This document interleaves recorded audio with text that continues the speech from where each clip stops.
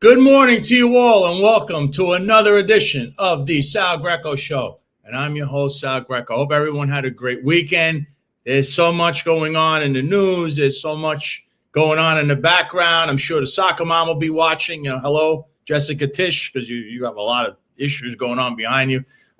Thank you all for being here. Guys, if you can, please, if you're watching us on Rumble right now on the Sal Greco Show channel, please hit the Rumble button, hit the like button. You could also follow us there. Hit the subscribe button on Rumble. If you're watching on YouTube, where we continue to grow, and on YouTube, everything goes up on YouTube, whether it be in the community board, the videos, live videos, and I'm going to put more segments back up on there on the Sal Greco Show channel. Please like, share, subscribe. Also, hit the hype button, because every time you press that, that pushes that particular live show or video or wherever or short video in the algorithms. And this is a socially engineered world, so you need to hit the hype button for us. That makes us keep jumping up in these rankings, and that's how more people see the video. Because, as you know, my name's not Laura Loomer or Benny Johnson, because they can say good morning, they'll have 1 million views because they just shove it in your face. We're not that lucky here in the Sal Greco Show. So like, share, subscribe, and also hit the notification bell. And of course, please hype any video, this video, all the videos from the past. That helps us jump up in the algorithms. And of course, if you're following us on X right now, we're streaming live on @Sal Greco. So you can like this and share this out to everyone you know, especially those in that low information, we'll say low information sphere. We're trying to, expand. People need to stop becoming more informed. So just to start off here, I say Joel Ramirez, $9.99 to the show. Thank you very much, Joel. I'm sure I'm going to have plenty of cafecitos on you later. And then you have Frankie Palguacci, now another $9.99 in the Sal Greco Show. Says, keep shining the light, brother. We support you, and God bless you. God bless you, Frank. I know you're still going through a lot, and it's really crazy what you've been going through. But one day soon we'll have Frankie back on when he can speak on some of the things that he's going through. Let's see. Andy Rampant Dart says, Sal, I would give you all my money. It's just that I don't have any. Hey, that's okay. It's okay. Listen, anything you can send, of course, it goes a long way, because remember, we are listener and viewer funded. Oh, and by the way, speaking of that, you could go to SEOginzos.com. You go to SEOginzos.com for all your needs on your website. See, SEO Ginzos, tell them you're a friend of Sal's, and you get 10% discount on whatever your needs are. There's packages. These guys, by the way, work wonders on your website or whatever it is you have, whatever it is, Rumble, anything you need for SEOs. These are the guys to go to, because it's a socially engineered world in the media sphere where, again, if you're not certain people, you're not going to go anywhere, because they're just going to make sure you're thumbed down. They don't want your stuff out there. They only want their stuff out there, meaning the social engineer narrative, whatever that may be. And some think they are. They're literally paying to try to be a social engineer, which is sick. But you have that too. So SEOginzos.com. Tell them you're a friend of Sal's. Get 10% off whatever your needs are. Then, of course, if you want to be an Italian American Civil Rights League member, it's okay. Even if you're not Italian American, you can still be a member of the IACRL, IACRL.org. We have the Manhattan chapter right now. There's the chapter in Florida. There's also a chapter, I believe, in New Jersey. Tons of events going. You can hang out at Baby John's over there, Mulberry Street, the Cannoli King, or Baby John's Pizzeria right next door. Have all your cannolis and espresso. Tell them you're a member of the Italian American Civil Rights League. Baby John, he loves us. So IACRL.org, you can become a member. And, of course, for all the latest on everything going on this platform, salgreco.com, we write articles. There's shirts. There's all kinds of stuff on here. By the way, the articles we write are things that people aren't really covering. There was also a lawsuit filed recently, I believe, in Transit District 11. I mean, Eric's on. Eric wrote a lawsuit about that. very fascinating stuff. Retaliation. Also, Shatora Foster's lawsuit where she was retaliated against. We covered that on here as well. So salgreco.com for all the latest. You can read articles, buy the shirts, and, of course, hit the support button because whatever you can send, that helps fund this whole operation. There's so much going on, and, it's only me and Jack. So without any further ado, though, let's give the producer, the co-host, and the wingman, Jack Stern, up to the stage. I hope you had a great weekend. I'm sure you're doing great. Your Yankees got swept, so you're happy. And, Yeah, well, the Mets lost 2 out of 3 this weekend too, so don't be so fast to spike the football in the end zone. But you can celebrate more than me because they made the right decision in firing manager Carlos Mendoza. Maybe a little bit long overdue. I think that probably should have come in April, but hey, it's better late than never. We have a really fun show planned today as well. Very low turnout at the Florida GOP event over this past weekend. That could be perhaps because they blocked the gubernatorial debate from happening. Mayor Mamdani answered questions about a potential presidential run in 2028. He had some interesting comments. We'll play that a little bit later. And then we're also going to be having Brian Adams on the show, former NYPD community coordinator. And I also have to say, he's probably the first and the only Everlast employee that I've ever met in my life, former Everlast employee. For those of you who are unfamiliar with Everlast, it was the boxing company that became very popular decades ago, branded on Muhammad Ali's headgear here. But they kind of faded out of relevancy, and we haven't heard of them since they were very prominent for a very short period of time. So going to be interesting to have Brian on to talk about his career, NYPD-related stuff, and we have a very exciting one planned today. Yeah. So there was a lot that went on with what happened with Brian, and that's why I think it's important to hear what he has to say. There's a lot. There's also some things he'll address from the past. I'm sure there's plenty of people that were asking about this and this, whatever happened in the past. So we will address that, and he will address that. So we'll have that going as well. And there's other things that happen, especially in regards to the soccer mom. Over the last 24 hours, I have 2 videos up, and I think it's worth noting here. Number one, as the head of the police department, she's in charge of the police foundation pension fund, right? She's the chairperson. And as you know, the police pension fund invests in stocks, some of them being also mutuals. One of those companies that's got to be on there, it's one of the biggest stocks out there, would be Lowe's Corporation, which we know she is a heir to. Now, there's no public filings or anything, SEC filings that shows that she has a stake in this company by any means, by any stretch of imagination. But we don't know that there isn't one, because remember, her father is the CEO and the creator. And if she has any involvement at all in this company, that right there, Jack, would be a big conflict of interest. Yeah, and you hit the nail on the head, Sal. And I'm tired of hearing people say, "Oh, well, she doesn't take a salary. She's doing this philanthropically."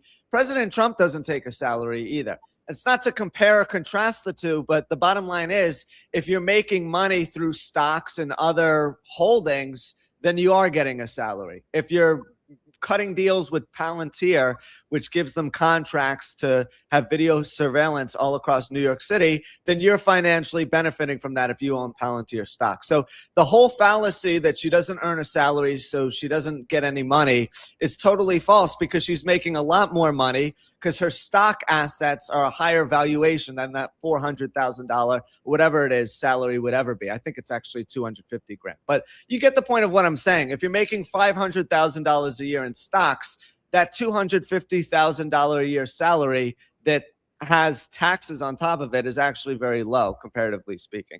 A lot of people don't understand that component of it. I find that's very alarming. That's one that should be looked at. Also here, look, aviation for us. I know what that is. That's actually Winston Faison. Shout out to the chief. Says, good morning. He's at the end of the day, it will be all exposed. He sent us the $10. Thank you very much, Chief. And there's a little more, because the second thing, this is right before I'm going to have Brian on, because I want to lay this out for people. I have a post up, and I also did a video about this. I don't know if people noticed, but the soccer mom's husband, Dan Levine, he's the founder of 10-4 Holdings. Now, 10-4 Holdings is invested in a company called Ray Secure. It's not a security company. They actually are the company that supplies the New York City Police Department and other places with technology for surveillance, things that the bomb squad uses. They could check like your mail. This is very important to know because I don't know how long they've had a contract with the NYPD, right? Ray Secure. But the soccer mom has been the police commissioner now for 2 years, but she was a deputy commissioner of the Technology Bureau. This was 2012, 13, 14, for many years until she went to sanitation. But the NYPD has had this technology for a while. We don't know if there's a company. We don't know if they actually had a contract with Ray Secure while she was a deputy commissioner or as a police commissioner. But we know that the police department is doing business with this company. And the fire department as well, which is under Tish's watch. But Jack, that's a major issue. And that her husband is the creator of the company that basically funded and invested in this company. And now Jack, that is a, kind of like, I don't know, wheeling and dealing behind the scenes. He's profiting off of that too. So again, back to the point I was making earlier, even though she's not getting a police commissioner salary, she's using various business endeavors to profit, right? So she's making money. It's not like she's not making anything. And this is very similar to what Julie Menon's husband, Bruce, who's the principal owner of Crescent Heights, is doing with the real estate industry as well. Remember, he's in charge of this company, which oversees mixed-use properties in Miami, Los Angeles, Chicago, New York City. And then his wife is sitting on the New York City Council and is constantly advocating for more affordable housing. Who do you think's behind building that affordable housing? A nice mom and pop company or Bruce Menon? I would have to guess that it's Bruce Menon. And we're not hearing any information or getting any transparency about the contracts behind building all this affordable housing either, which leads me to believe that there's more shady backroom deals going on. See, we all thought that was eliminated with Eric Adams and the recent conviction of his chief of staff, Frank Carone. But as it turns out, it's just changed form and fashion, which is what we keep telling you on this show. We're getting the same thing wrapped up in bubble wrap and nice paper, and then we open up the box and it's the same exact thing, right? Yep. So what's old is being disguised as something that's shiny and cute and being sold off as what's new, but it's not what's new. And again, I want to end this fallacy and this myth. They don't get a salary, so they're not getting paid.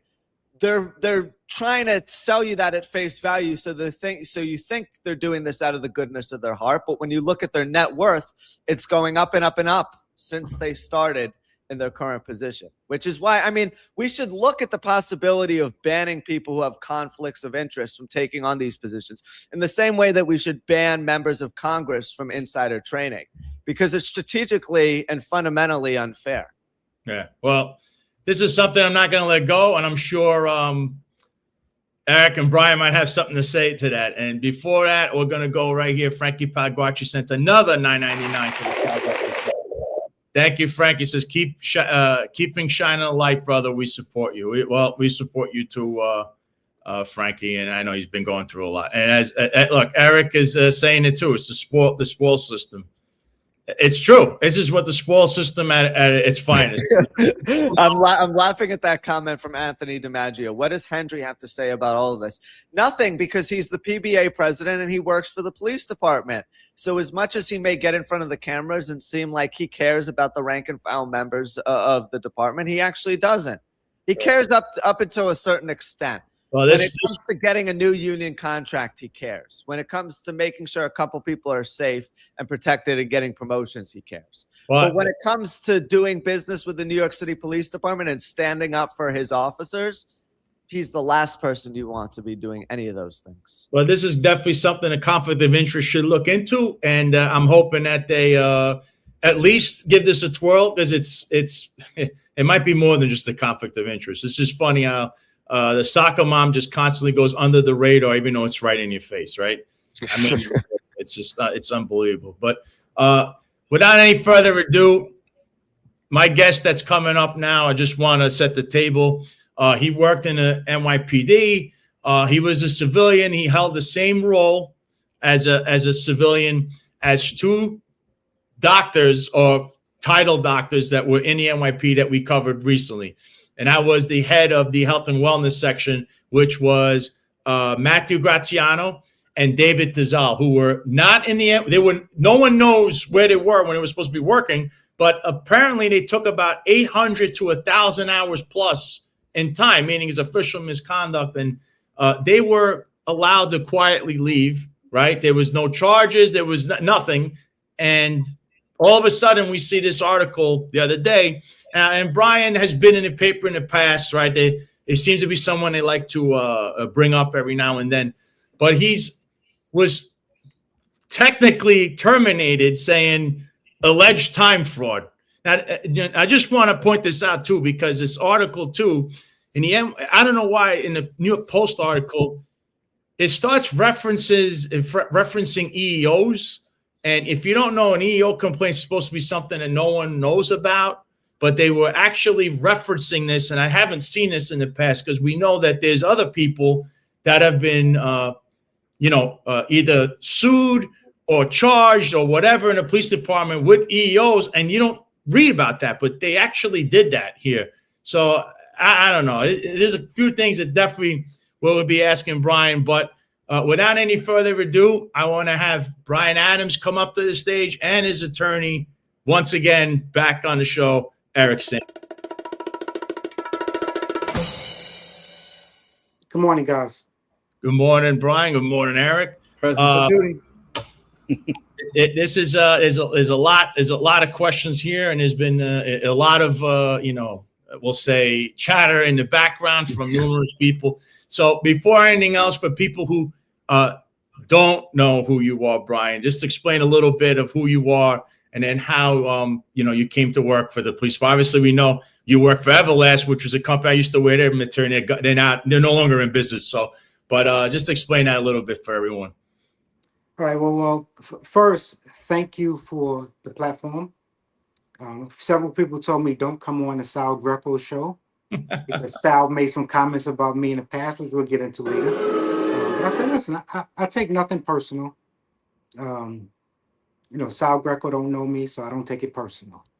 So here I am. I'm glad to be part of the show today.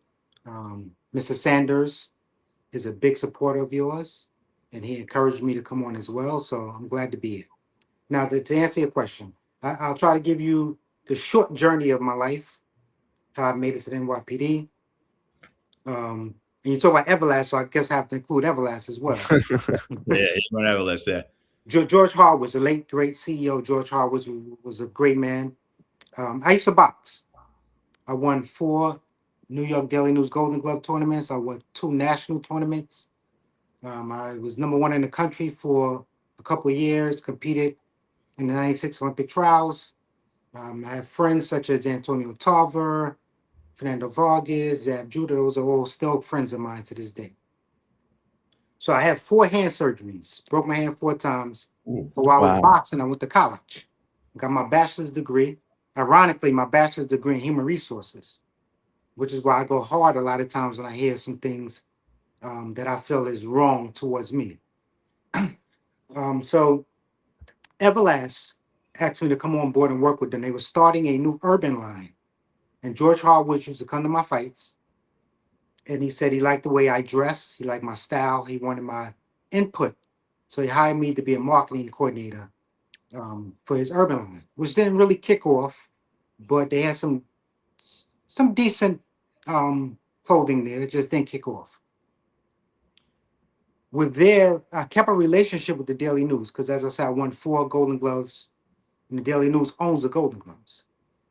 So the vice president gave me a call, and he said that the director of the Golden Gloves was retiring. Would I be interested in running the Golden Gloves? Sure, why not? I came up through the program. I know the program. And the biggest thing for athletes, we always say we have people running and controlling the sport who never did it. Mm-hmm. So I had some comfort and I had support with the athletes and the coaches at the time because, I did it. So I know what they go through. I know the challenges. I made some changes in the program, which obviously benefited the boxers. So fast forward, that Daily News started having financial challenges. Oh, I'm sorry, one step back. So in addition to the Golden Gloves, I was a principal director for the Daily News Charities, Inc., which is the not-for-profit entity of the Daily News. Moore Zuckerman started not-for-profit where we raised money and we did things socially and community-driven. I actually raised over $1 million when Ramos and Lou got murdered and gave to the families. I raised over $500,000 when Familia Sotos was murdered and we gave to the family. So those are the things I did. So I built relationships with NYPD. In 2017, then Chief of Department O'Neill, him and I were, good friends. O'Neill is a good dude, a good man, great heart. And he saw this back in 2017. He said, we need to do better with the community. Won't you come work with us? Finally decided to go work with NYPD as the community coordinator, citywide community coordinator in the police commissioner's office.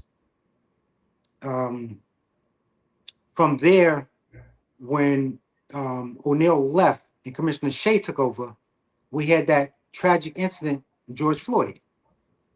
Yes, I remember And that. they used me around the city to help trying to calm temperatures around the city because I knew a lot of the right people. And once Governor Cuomo mandated all law enforcement municipalities to draft a reform bill, Commissioner Shea and Deputy Commissioner Chauncey Parker tapped into me and said, listen, we want to sit down with groups to hear their gripes about NYPD. But we don't want to talk to the groups who we talk to all the time. We want to talk to the groups who we can't reach. I personally went out and got 137 groups around the city to sit with Commissioner Shea to write this reform bill. What do you mean? Just 'cause for our audience, what do you mean by groups that they weren't able to reach? Can you clarify that statement? Well, listen, it's not a knock on community affairs officers around the city, but at that time, community affairs officers just dealt with the clergy, the main person in the community. They didn't deal with, say, Rara on a block, who's on that block every day, who knows everything.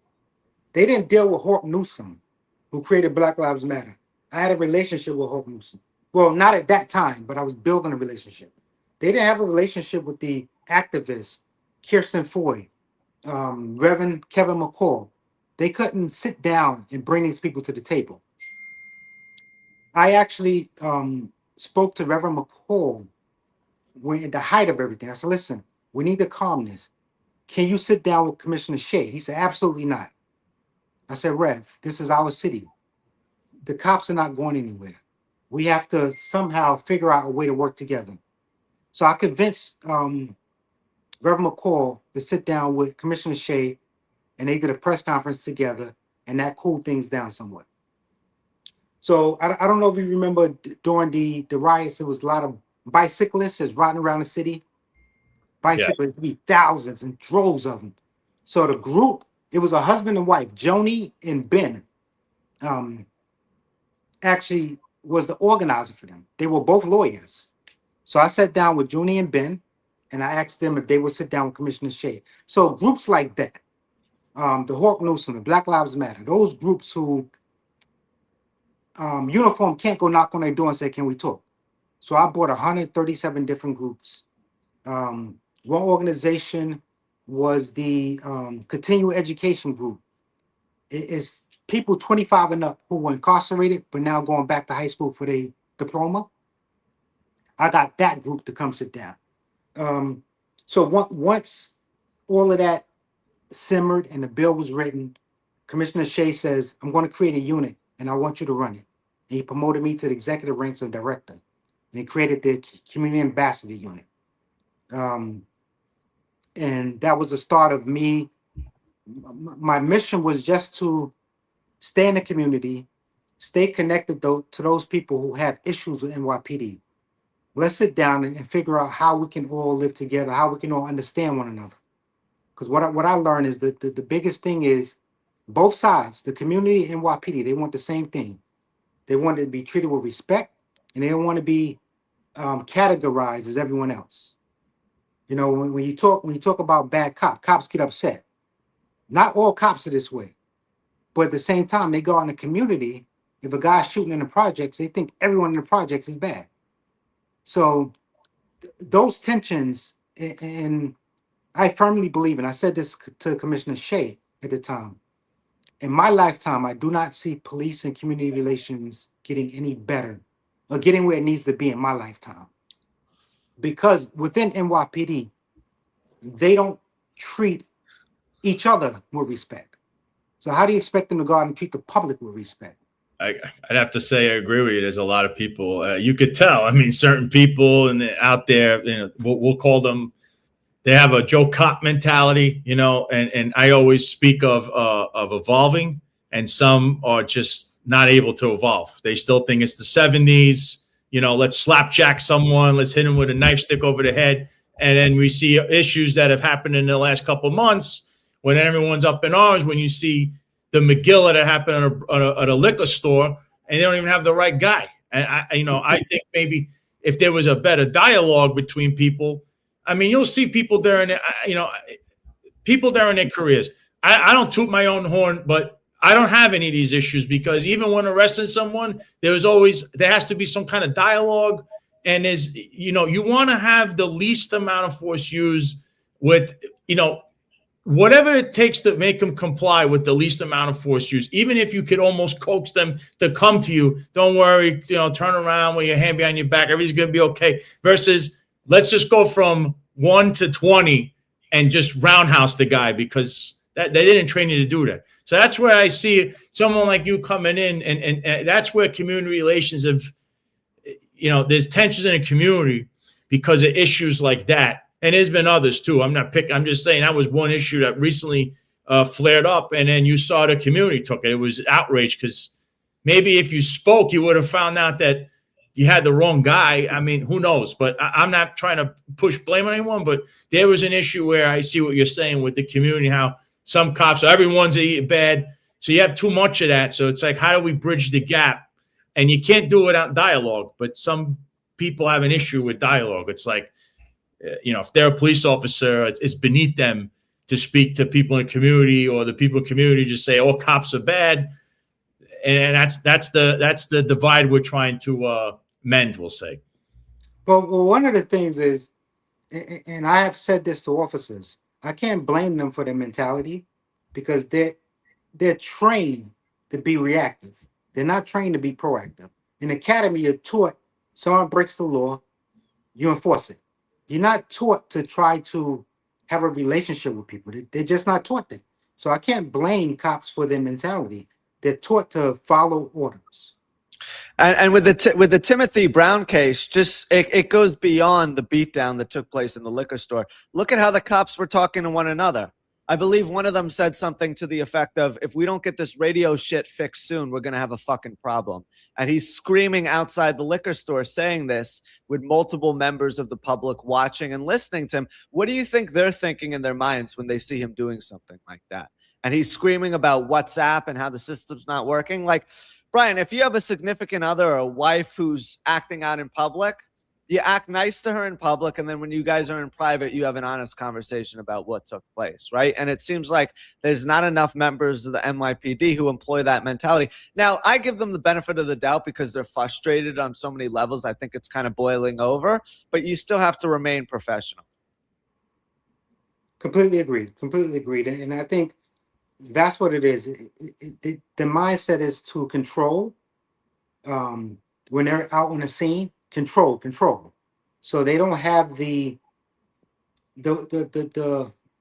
whereabouts to take a deep breath, listen to someone, and hear what's going on. No, I'll say this.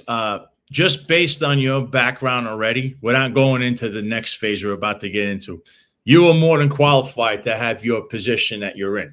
Because dealing with all of this stuff at a time when no one could do, plus your history already.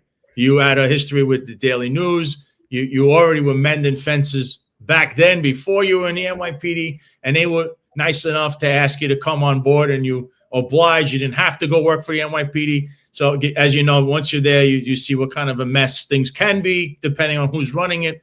But the next chapter is once Shea is gone, right? Because Shea was a police commissioner before Keyshawn Sewell, who took over when Eric Adams became the mayor. So then there's the Eric Adams era, which was about 4 years. So, and there's so much that happened there, and there's so much that's still happening in regards to things that happened during this period in the NYPD and slightly before. So you still have the same position, and then we'll say this. We'll address something. So your name has come up numerous times in paper, allegations. You have lawsuits. Before you address that, I personally also had some things because I had said something not too long ago. So one of these allegations was that somewhere along the line, you had said that you were the cousin to, at the time, the Speaker of the City Council, Adrienne Adams, that you were her cousin, somewhat distant, second, third, whatever. I don't know if you want to address that. I had said, is this true? I asked this online, and other people were saying they were making all these kind of allegations with that. So you want to address that one at all? Before you answer that question, Brian, are you also related to Eric Adams? Is Eric Adams related to Adrienne Adams? Just because everyone has the same last name, does that mean they're all of a sudden related? Are you guys distant cousins? Were you separated? No, I'm just going down the rabbit hole. Continue. I'm also related to former President John Adams. Yeah. Oh, really? Yeah. Really? Yeah. Oh, you were at his inauguration. I think I saw you in photos, Brian, with the top hat on. So to answer that, Sal, that has been circulating for a couple of years. That actually ruined the relationship I had with Ms. Adrienne Adams. It's unfair to bring other people into people's gossip. Now, I call anyone knows me. I call everybody brother, sister, cousin. I call everybody that, no matter who it is. I'll call you Brother Sal now that we met. So somebody probably heard me out in public say, Sister Cuz, how you doing? And all of a sudden, oh, that's his cousin. He's saying that's his cousin. I told no one that Adrienne Adams is my cousin. I'm sure she has told no one that I'm her cousin. So if you can find anyone who I directly told she's my cousin, please introduce me to them. I've never told anyone Eric Adams is related to me, which I heard that before. Never said that. Do I know Eric Adams? Absolutely. Is he related? Not by a long shot. It wasn't until I started working at NYPD that I've known Eric Adams maybe close to 30 years. And it wasn't until I started working at NYPD 8 years ago that he's related to me. Insane. That was another one too that I remember that they said that one, but in particular the Adrienne Adams one was something that was running wild. At the same time, there's been these allegations, right? And it's also current litigation.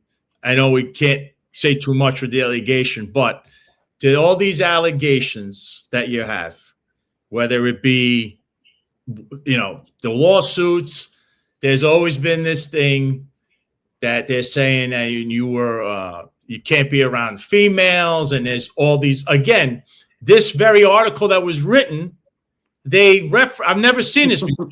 They referenced EEOs. This is supposed to be something Eric could tell you. You're not supposed to say anything about this, apparently, but the New York Post decided to publish this, and it sounds like it's someone very close to someone else in the police department in the higher-ups that's trying to leak things out, because you're not supposed to do that, but it actually references EEOs. I've never seen that before, since this is not what they're saying you did and why they're trying to terminate you for. So that was like, I feel that's odd.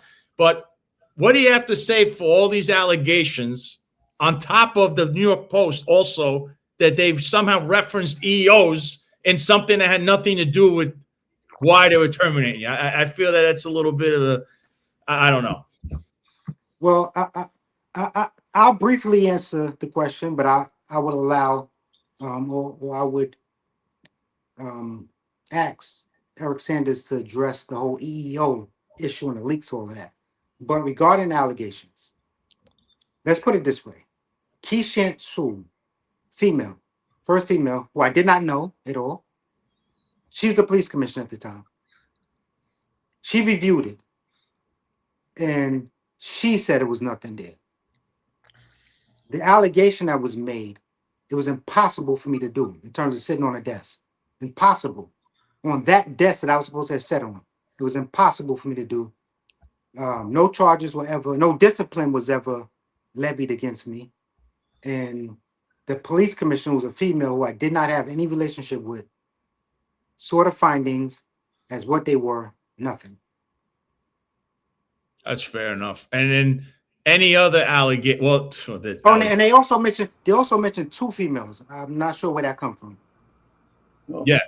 Well, this is the point where I get to chime in at least. There's people who suggest that somehow I shouldn't represent them. And I could tell you, if you really know me how to take cases, I used to have it on my website. I tend to represent the unpopular people. So he's unpopular right now, which makes me want to represent him. You know why? Because I don't care about all the other stuff. All I care about is what he's being accused of now. And what he's being accused of is not relevant. The other stuff is not even relevant to this. And I found it interesting in the paper. They suggest this, but meanwhile, it has nothing to do with the issue here. So he's answered it now. So he's not even going to talk about it any further because it's actually irrelevant. Which was something, Eric, at least have you ever seen them in something that has nothing to, first of all, those things, if there even is any, they're not supposed to say anything about it. It certainly looks like someone who's very close to someone on the very top that said this to the New York Post, because it's in an article and I've never seen that before. Well, they want to muddy him up, but that's okay because, we're going to muddy a few people up with this lawsuit and not drop it. We did it out of sequence because he's actually speaking before the lawsuit. But when they see the lawsuit, he's going to give him back in tens. So, Brian, why do you think the allegations were made in the first place? Because these are some pretty salacious allegations, and there were multiple articles written about it. Why do you think the people who made the allegations against you did so? Yeah, but he can't answer that. He doesn't know what's in someone's mind. There's more. It was not more. It's also multiple. Like I said, there's also litigation. So I don't. He's in litigation. What people don't understand is this allegation made against people all the time. I have all sorts of clients that they make all kinds of allegations, and I don't let them answer it because they can't answer what's in someone's mind. More importantly, there are people that are motivated to muddy people up. And whatever allegation was made against them in the department, there's no findings against. There's no disciplinary action. So I guess that's all we can say about that. Oh, I understand, but it seemed like there was a lot of piling on here with Brian. I was just curious about why they might have wanted to come after him. I know some people have malicious intentions in everything they do, but why him specifically? Why not Joe Schmo, who is working in community affairs? Well, maybe they're afraid that he's going to drop a couple of 10-pounders on their head in a couple of days, within a day or so. No, that's fair enough. And I would like to point out that one of the individuals involved, Latina Brown, who we have a great deal of respect for. We've interacted with her on social media multiple times.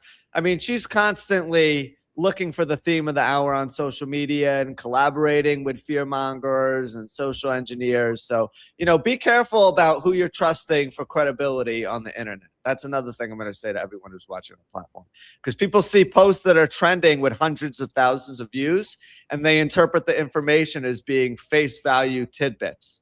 That's not necessarily the case. A lot of times what you're being fed is false information. So just be aware of that. Well, another thing, if I can add another thing, and Mr. Sanders said it correctly. I cannot try to understand what's in somebody's mind, but the rumor around is that I'm Maggi affiliated. And because I'm Maggi's guy, that a lot of this is happening. Whereas Commissioner O'Neill brought me on NYPD. Commissioner Shea promoted me. I worked with Maggi and NYPD because Maggi was community driven and I was a community guy. But Maggi did not bring me into NYPD. I was not a Maggi person. Well, I say this, like, I think we address these, whatever happened in the past or what's currently going on. If there's any litigation currently, let's get to this now you have this. You worked in the police department, right? Because now you were a community director in a community that unit. So tell us what's going on from this point, from where you are, right, all the way to now. The other day, all of this happened. And remember, you were working again. Because you referenced him. Jeffrey Madry at one point was the chief of patrol, then the chief of department. We have someone, a disgraced chief, that took over right after him, right? And now you have Hansi LaPetri as the chief of department. So what happened during this entire time from Sewell all the way till now? Because then all of a sudden we see this article that says, oh, misuse of time, we got to terminate him. Before he answers, I just want to say one thing. Just know with the rank, right? Because a lot of people don't understand at the level that he was at as a director, he had the equivalent rank of a deputy chief. A lot of people don't know that. They look at civilian titles because we look at uniform all the time, but there's equivalent ranks. So that was his equivalent rank. So when you put that into context, now we look at what he's being accused of. Go ahead, speak. All right. So I ran a unit that was citywide. I had an ambassador in each of the patrol boroughs, and I had a clergy liaison in Madden North. So I was afforded, at least I thought I was afforded the flexibility to move around the city as I see fit, checking on my team, checking on situations in around the boroughs, which I did fluently for 8 years? I'm sorry, 5 years, 6 years. And then more recently, I'm told that I should not sign out at the precinct where I park my vehicle at. I have to get the vehicle and travel to travel to 1PP, which is my home base, sign in, and then I can move around. No other executive was given that stipulation, but I was. So if that's what they want, that's what they want. And I explained that to IB. Listen, once it was brought to my attention, that's what I started doing. Okay, they said it was following me for 18 months. He's being too delicate, so let's talk about it, the real deal. Prior to this administration, he had latitude as an executive to operate like all the other executives. Then when Miss Tish comes in, the new police commissioner, she's a savior, all of a sudden the rules are changed. So now repeat what you just said and say it the right way. Because see, I'm very tough. So he knows. No, you're right there. So exactly what Mr. Sanders said. I had the flexibility, I had the leeway to do a lot because I was an executive.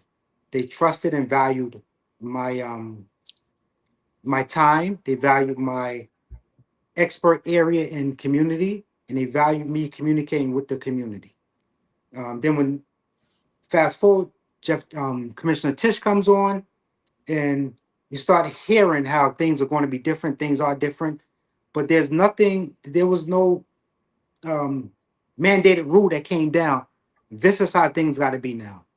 It was still an arbitrary type atmosphere. So with that said, it was brought to my attention, listen, you can't sign in no more. You have to get your car, go to 1PP, sign in, and then you can move around. Now, mind you, I was in 2 department vehicle accidents, and I was told, if you get in a department vehicle, you are present for duty. As long as you're in a department vehicle in city grounds, you are present for duty as an executive. So I didn't know that I shouldn't be signing in. And now, mind you, they say over 18 months, they got me signing in at the 105 annex, picking up my car and driving to 1PP, not going somewhere else, driving to 1PP 11 times in 18 months. How is that hundreds of hours of stealing? I don't get overtime in time or in cash. Each week, I'm just required to do 5 appearances in 35 hours. Each week, I would do maybe 6 days a week, 40 to 50 hours. I never did less than 35 hours. So how did I steal time? That's just a puzzling question. Now, so they told you once you're in a vehicle, that counts as you're already present for. Obviously, you got to go to command. They see you, they're going to put you in PFD, whatever, in the book, right? But you're told you could do that, right? By someone who's an executive. Someone above me, yes. Is there a certain person you can name that said, hey, we're saying you could go sign in to over there to take the car to come here? Because obviously you were told to do this. And it seems to be a pattern that I'm seeing, that they have certain people they do this to, and then all of a sudden they act like, whoa, we never said that. We didn't allow that. Can you elaborate on that one? Because that's very glaring. I saw this tactic used not even about a year ago. Well, sure. Listen, pre-Tish days, you had Chief Shell, who I worked for directly when he was Chief of Patrol. So I was given that latitude under Chief of Patrol. And it was, and again, I was never told I can't do it after I was told I can do it. So I'm just confused. So Shell, who was right after Madry's, the chief of department, said, you can do this. And all of a sudden, they're now saying, whoa, you're not allowed to do it. But that an executive who at the time was chief of patrol and then became chief of department said, you can go to the command and take the car and sign in and do all this stuff, which was normal. No one said anything. And all of a sudden now it's a problem when they bring this up today. Correct. I was even told. If you can clarify something, tell them how long you had the car, RMP, a department vehicle. I've had a car assigned to me since I've been promoted in 2020. Okay, so think about that. It's a 6-year time frame. There's no investigations, no allegations, stealing time, and misconduct. All of a sudden, Tish comes in to save you. Now, all of a sudden, there's an allegation made against him. He's stealing time and misusing the department vehicle. How does that make any sense? It doesn't make any sense. It probably happened because there was turnover and they wanted to hang someone out to dry to show them off to the crowd so that people were scared about committing improprieties going forward. But the problem here, Brian, is that you didn't do anything wrong, at least based on your allegations, right? And your side of the story. So that's where the issue lies. Also, if you had permission from executives to sign out the car, then you should have been allowed to do it. Anyway, continue. Yeah, that's crazy. And something else I want you to talk about. Since you're talking about at this level, are all the things that you do discretionary? Is it written somewhere or is it not written? I have not gotten any written Bible on the do's and don'ts with the NYPD. And I asked IB that. Please give me something written so when the next administration come in and their philosophy changes, I won't have to be confused. I wrote that to IAB. Well, so are we like playing the game telephone here? This person said it's okay to take out a car. That person said it wasn't okay. This person said it was part of the rules. That person said it wasn't. But you know what, Jack? There's no definitive standards. This is the same argument I made in the Janice Smith case. And I said, wait a minute. Oh, we lost him. Yeah, this is like, anyway, go ahead. Like the business judgment rule. You have the management of ABC Corporation. Well, ABC is a made-up company. ABC Corporation. Oh, the management, we're doing a great job. We love it. Then the next management comes in and they say, oh my God, those people did a horrible job. That's what we have here. We have management discretion, which is not written anywhere. It's never going to be written anywhere.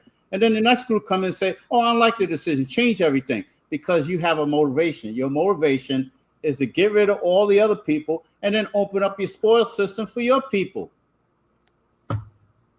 That's why I'm having a problem with this. And again, a lot of people out there, especially the naysayers, you got to take your feelings out of all of what you're seeing right now.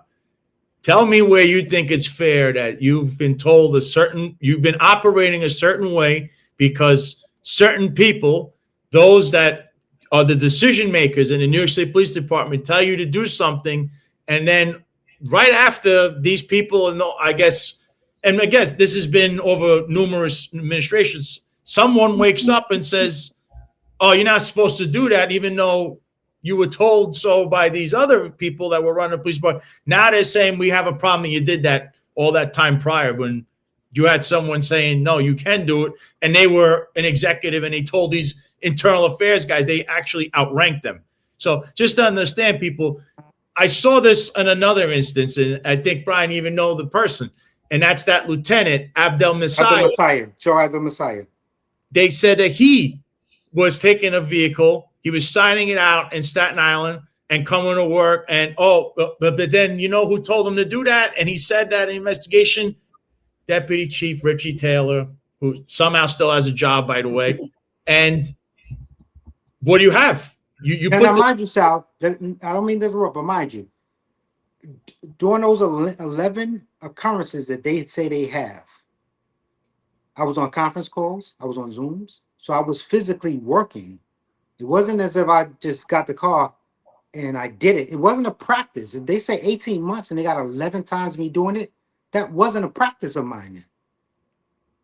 yeah, this that's what I'm saying.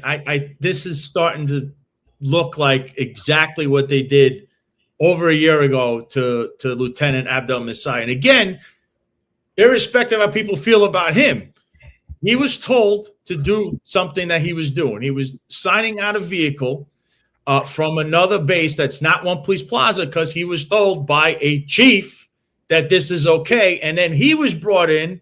And then what was he said exactly the same thing. Here it is. This chief told me to do X, Y, Z. But they still had a problem with that. Instead of going right to the chief authorized it. So how is it a problem? See, to me, Sal, it wouldn't be a problem if you have a new administration come along and then they change the rules. That's their prerogative to change the rule. But then don't try to retroactively apply a new rule to past practices. That's where it's unfair. And that's what she's doing. And she's doing that with an ulterior motive. I mean, Adams is being delicate, but when I write what I'm going to write, you're going to see it's going to be a lot more pointed. The bottom line is she's doing this because she wants to bring in her people. That's what it's all about. It doesn't take a rocket science to figure it out. She's systematically getting all these black executives out, and she's bringing all these Jewish executives. Yeah, and I said it Jewish because they don't have preferential treatment as far as I'm concerned. Everyone's supposed to be treated the same way. And that's who she's bringing in, her friends and her cronies, the spoil system at work. I just find this, it just bothers me that we're even look. It's a repeat of something that was done a year ago. So now, Brian, you continue with this. So now you've been asked this stuff, and now at any point have you brought up, hey, you have, and again, this is now in the last couple of years we've seen they treated Thomas Fabrizi. They said was like this guy, misuse of time. They actually prosecuted this guy. Then you have Richie Taylor, the same chief that told Abdel Messiah that he could use that vehicle and sign out wherever it is, sign in from Staten Island, and then backtracks on the interrogation with internal affairs, by the way, allegedly to Geo 15. Oh, I didn't say that, but you did. There's evidence of it. But he does not get prosecuted for these crimes that they said Fabrizi did the same thing, right? Of misuse of time. And then we have same instances with Sergeant Rand Paul, who they had a problem. Essentially, she left the police department because she had issues and whatever happened in Long Island. But they said, all of a sudden it was an investigation that, she's taking time. And then we have two civilians who I believe have the same rank like you. They were in a wellness section, health and wellness, and that's Matthew Graziano and David Tizal that have at least 800 to over 1,000 hours worth of misuse of time. No one knows where they were. They weren't even working, right? They were told, it's okay, you can leave the job. Nice. They weren't terminated. They weren't put through a ringer like everyone else. What do you have to say for that, Brian? Because I see in one instance people being treated differently than others, and that there's no prosecutions, there's no discipline, there's nothing. And then we have civilians, the same rank as you, that were allowed to leave nice, no termination, no criminal referrals, nothing, yet they actually took 1,000+ hours. It's a fact. You were working. I don't know, I can't wrap my head in. It's like I see a pattern with the soccer mom here. Well, three things I'd like to address on that. One is the fact that I was never even given an option to resign. I had my GO and I heard nothing, but 2 weeks later, they called me in and terminated me. I spoke to several people in IAB. They said, listen, one guy was in IAB for 4 years. He said, I've never seen a case, even when we fast track it. I've never seen a case settled in 2 weeks. So they had me terminated before when I went to my GO. He said he's never seen 2 weeks, even when they fast track something. Why do you think it was done in such a short period of time, though, Brian? No clue. No clue. They didn't offer you an explanation. They didn't Nope. say we came to our conclusion Nope. quicker than we usually do. Anything like that? Nope. The only way I found out about it is the Post article. And the Post article is not definitive. It just says allege. It didn't say he was terminated or ousted for this cause. He just said alleged. So I have no idea. Chief Benoit called me up to personnel, chief personnel, and I asked Benoit, what's the cause? He said, I don't know. They didn't tell me. I have, to this day, no clue definitively why. And that speaks to the lack of transparency as well, because the chief isn't telling you what's going on. IAB isn't giving you an explanation for what's going on either. So you're kind of kept in the dark the entire time, and you're just casually terminated, which goes to show, Brian, that they have legal advisement in the background as well. They're asking themselves, how do we terminate this individual in the easiest way possible without giving him his real reason for termination, because we don't want him to turn around and sue us. Well, that's why they get themselves so many legal problems, because they listen to these damn lawyers. The bottom line is, in New York, you don't have to give a reason why for civilian. That's correct. The problem is you have all these comparators. That's where the problem. So you can terminate them. The problem is you have at least 4 that he can point to that is definitive. They stole hundreds of thousands of dollars in taxpayers' money. And guess what didn't happen to them? They weren't terminated. 2 guys resigned. 1 guy's still working. And since we're talking about him, Taylor, did you ever see Richie Taylor at work? Brian, I would see Richie Taylor when they had events in auditorium in 1PP. That's when I was seeing. Okay, so that's every once in a while, right? Yes. How many times you seen him over the course of 6 years? Oh. See, let's be real. You rarely saw this guy, right? I did not see Richie Taylor every day. I did not see Richie Taylor multiple times a month. That is correct. And then you have other people that work in the police department. I don't want to give away too much for what I'm going to put in this lawsuit, but you have other people who manage Richie Taylor, right? They didn't even see him, did they? From what I understand, no. The CEO of the precinct, where he's supposed to sign in every day, which he said he was signing in every day, said he did not see Richie Taylor in 3 years. Oh man, whoops! Wait, whoa! So you mean what was released to the public for 142 hours? That wasn't quite accurate, was it?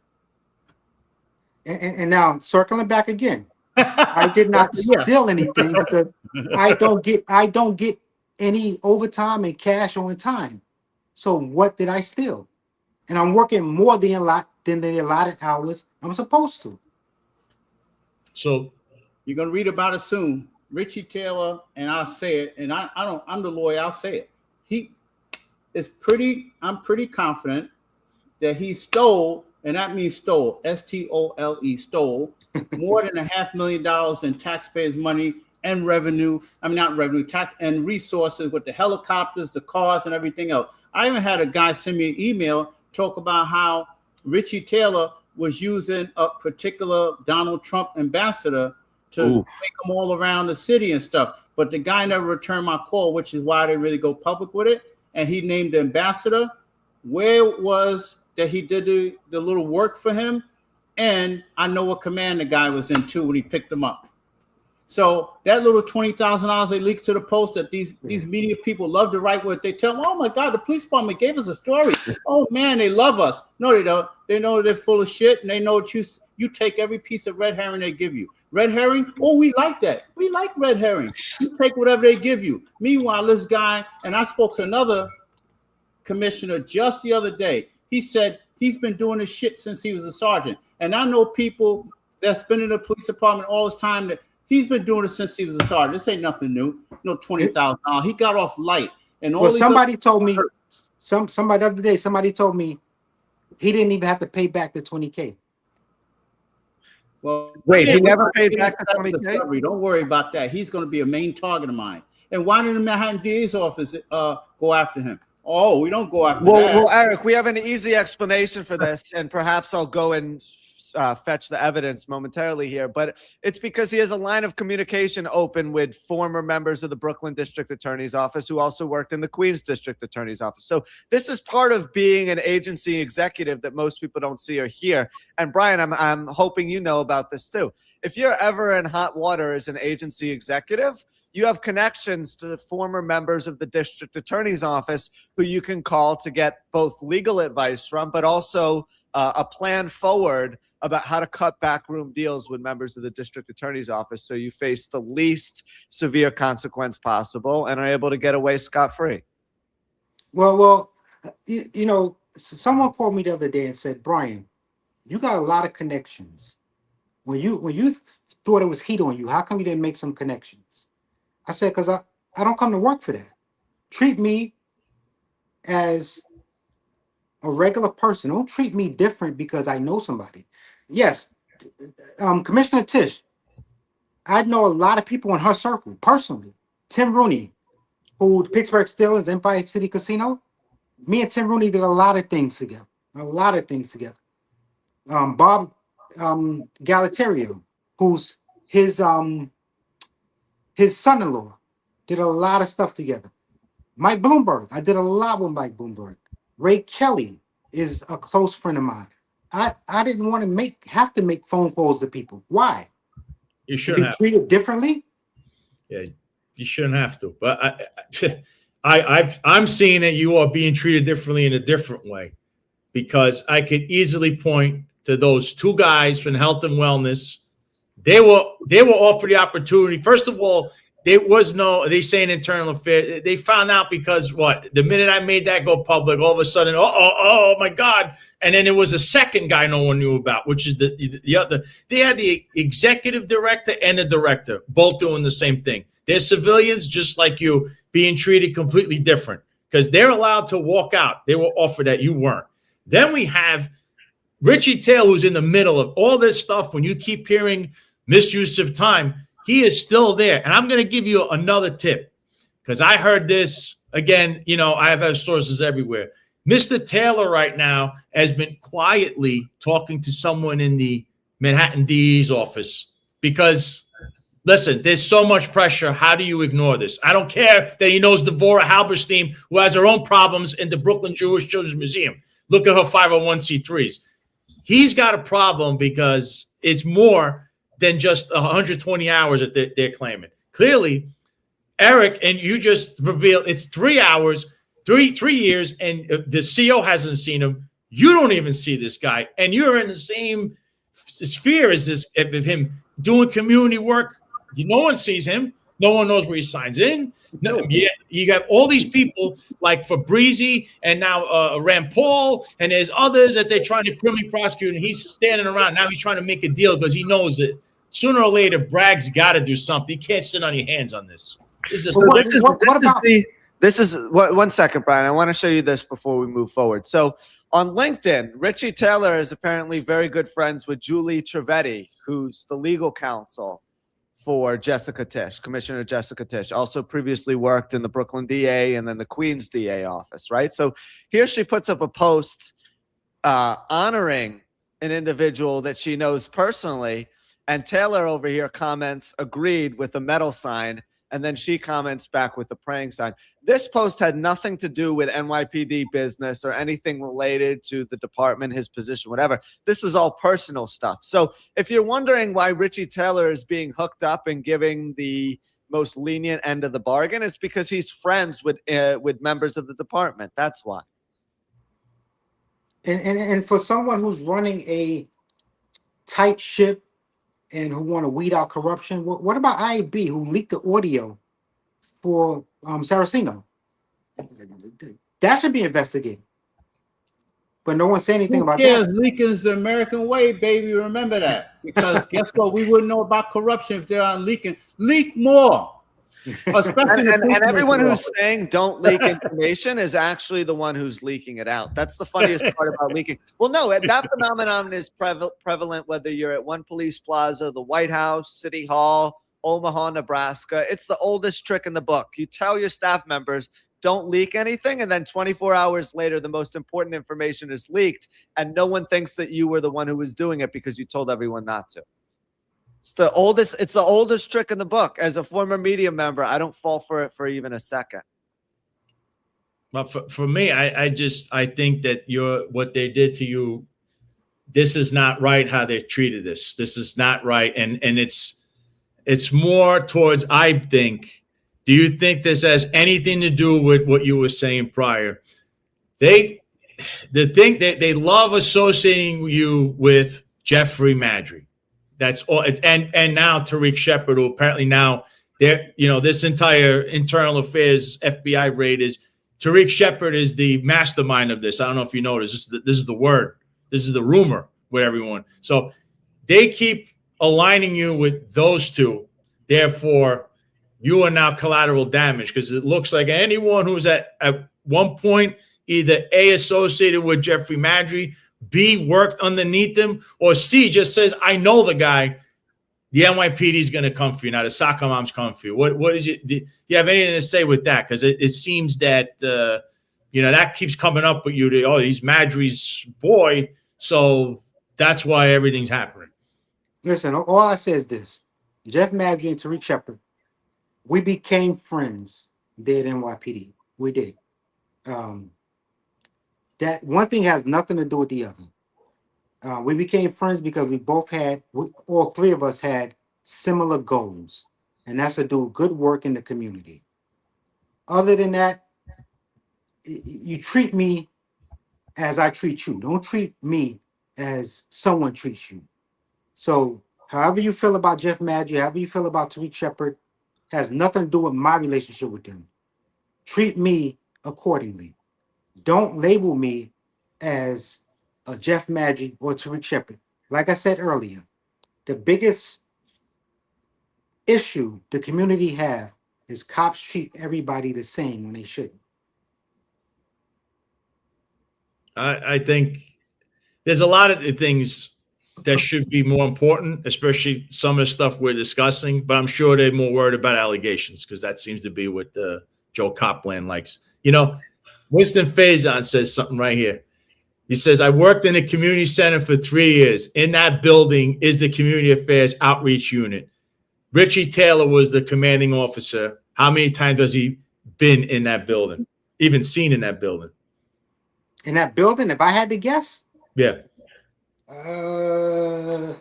In about a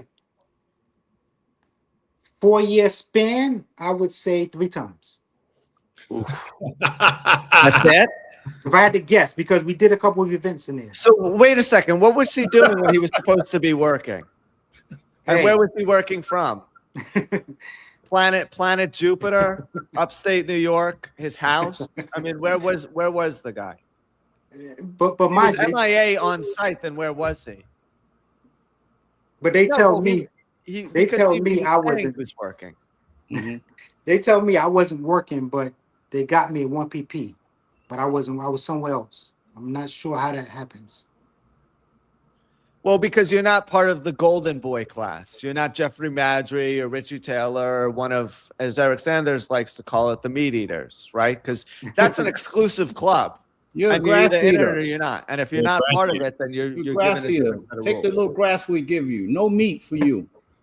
And that's a problem in itself within NYPD.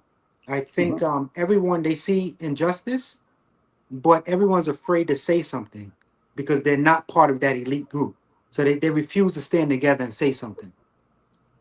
Luffman News brings up a really interesting point here. He says Madry's case is I'm going to address it. As soon as you make a comment, I don't. Madry's case is bullshit. No jury would buy a used car from Quathisha Apps or Ada Reyes, not after the facts come out, and the feds know it. They are on a fishing expedition. So we've talked about this a couple times on the show, and people have mentioned it on social media as well.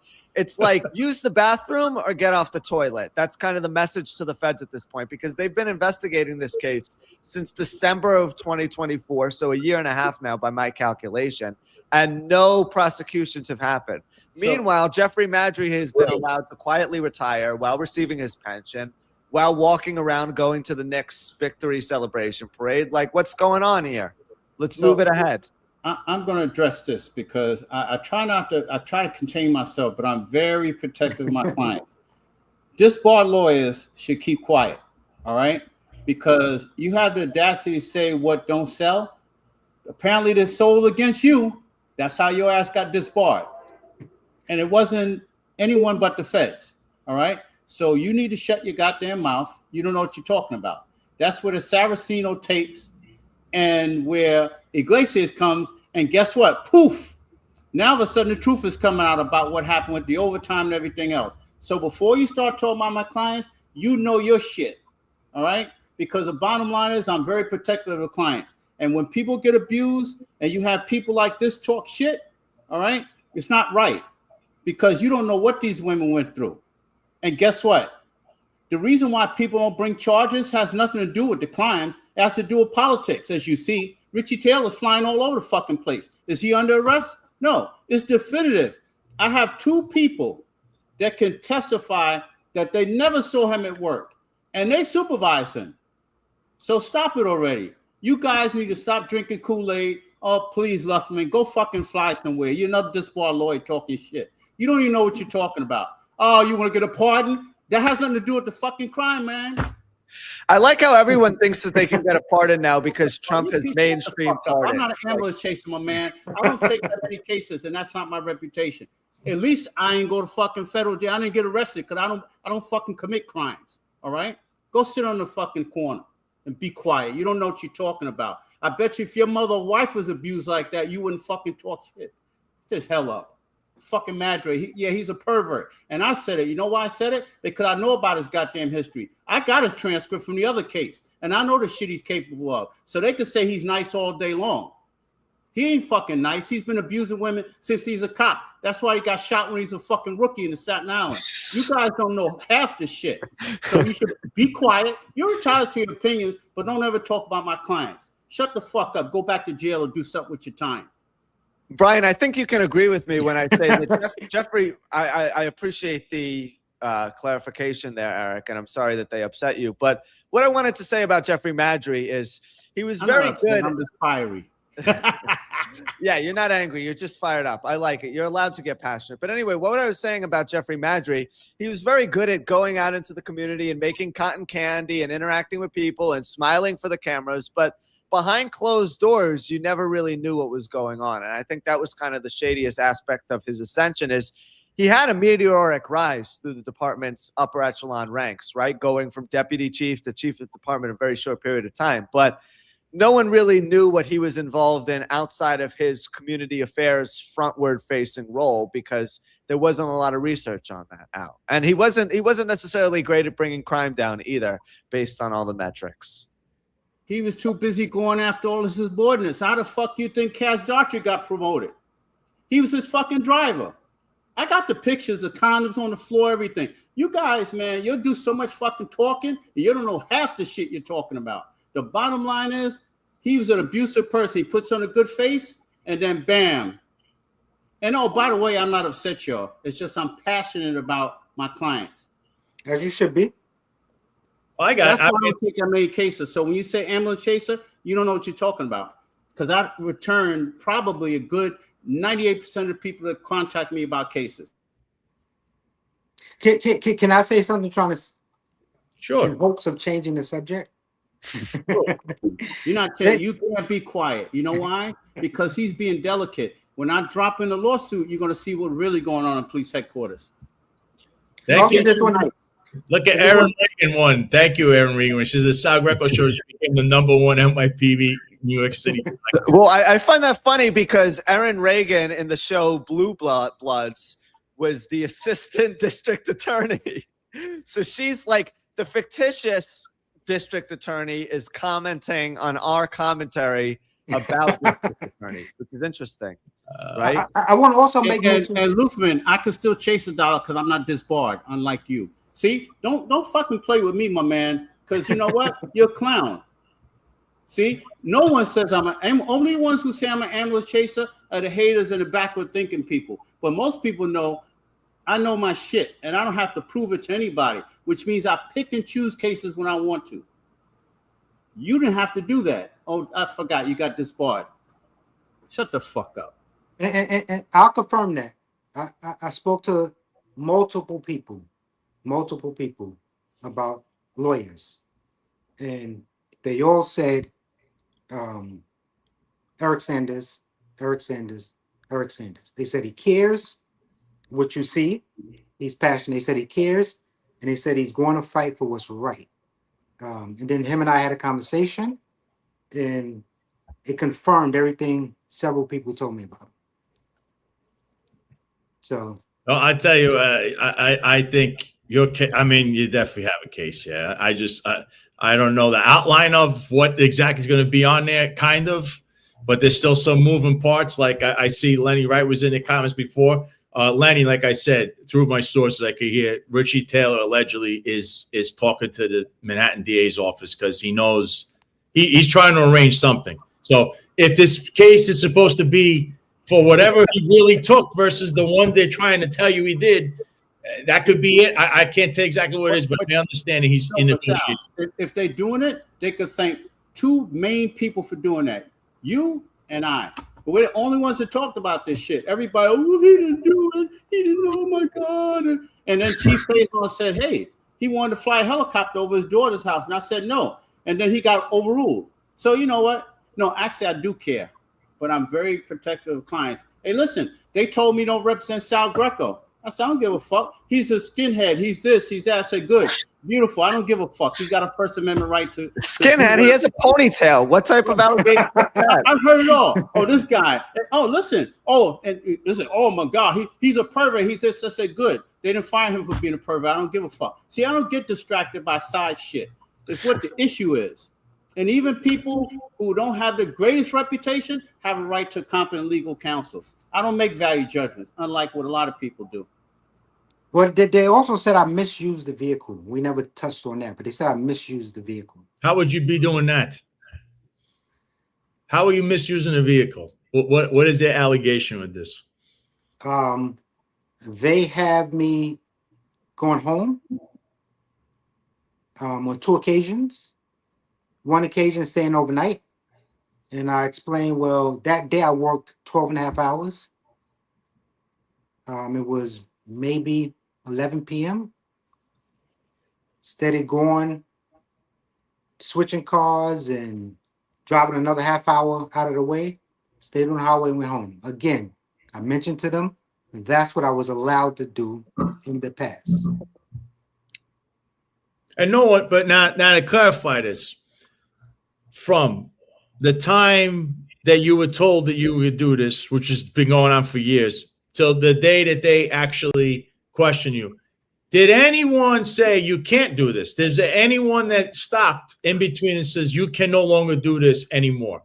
Well, yes. So I told them at the start of GO, I told them Commissioner Alvin Foster, who was my boss, Deputy Commissioner of Community Affairs, Mr. Foster did sit me down and say, in light of the Abdul Messiah lawsuit, this is the protocol.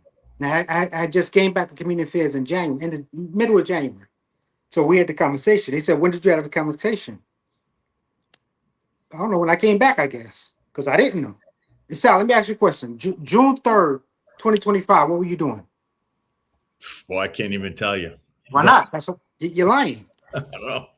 Because apparently I'm lying because I couldn't remember what I was doing on eight occasions in 2025. Well, but it's not unique to you. That's the internal affairs tactic. Yep. That's the game. So I seen a text communication between me and Commissioner Foster that was May 11th that it states, in the past, Chief Shell allowed me to do whatever it was we were discussing. And then that sparked the conversation to, you know what? No, this is how I got to work. So that was May 11th. We had that conversation. They're telling me about stuff before May 11th. And I told them, after Commissioner Foster had the conversation with me, I stopped. And I worry for Commissioner Foster. And I say this because the theory right now is that Commissioner Tisch is getting rid of all the black executives. So a lot of heat is on community affairs. They had them out there protests. They shouldn't be in the middle of protests, but they are. Something major goes wrong. They're looking for the out, I think, to get rid of Commissioner Forster. The first thing that goes wrong, they're going to get rid of him. And it's just unfair. But I told them, him and I had this conversation on this day. But I guess it went on deaf ears. What do you think about the future of the Community Affairs Bureau? Because there's been kind of mixed feedback on what they should do going forward. On one hand, it's nice to have officers with guns and badges going out into the community and hanging out with them. On the flip side, Brian, it's kind of wasteful spending to have these people who are uniformed members of service going and occupying these types of roles when they're not actually working in an enforcement capacity. I think that's probably my biggest gripe with the Community Affairs Bureau. It seems like a big waste of money, right? So what are your thoughts moving forward about how community interactions with the NYPD and other agencies all throughout the country should look like? Because this has become a common phenomenon, not just in New York City, but other places as well. Well, ironically, I had this conversation with Chief Alps, who's the ex-or Chief of Patrol. Had this conversation with Chief Alps, I want to say maybe 6-7 months ago. And I told him that community affairs is not the community affairs that they envisioned, say, 15, 20, 30 years ago. It's not the same. The community has moved past community affairs officer as that buffer. They no longer want to go to community affairs for, they go to community affairs just to get a sound permit or to close a block, but they don't go to community affairs with issues. They feel community affairs is not high level enough to handle issues. But NYPD feels community affairs is the stop there. You need to go to community affairs, they can handle things. The community no longer values community affairs officer for the reason you listed. They should be doing enforcement. So we're not here to have a conversation with community affairs to settle any issues or to help mitigate issues. And that's what me, and when I had my ambassadors under me, that was our primary role. It looks like we lost Brian there momentarily. We'll try and get One back. of the problems, I've said it before, and people get upset when I say this and how the police are designed. All you got to do is look back at how the police were formed and look at policing wasn't really designed for anything other than controlling certain groups. That's just the way it is. It's the history of it. It's not me. You could look at the documents. It's right there on the NYPD's website. You could actually find it about the Dutch rattle watch. The bottom line is there's never going to be a so-called connection because you know why? Because the policing. I lost my sound. Yeah, he said he lost his sound. It all depends on how the policies are implemented. No matter where you are in the United States or even the world, it's the same problems all over.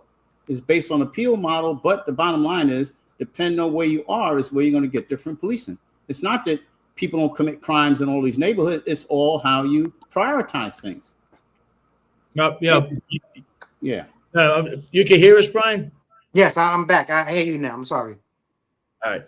I have one question. I'm sure other people would like to know because you worked in community affairs with these people. How was it, or what were your interactions, if you had any, with Kaz Daughtry?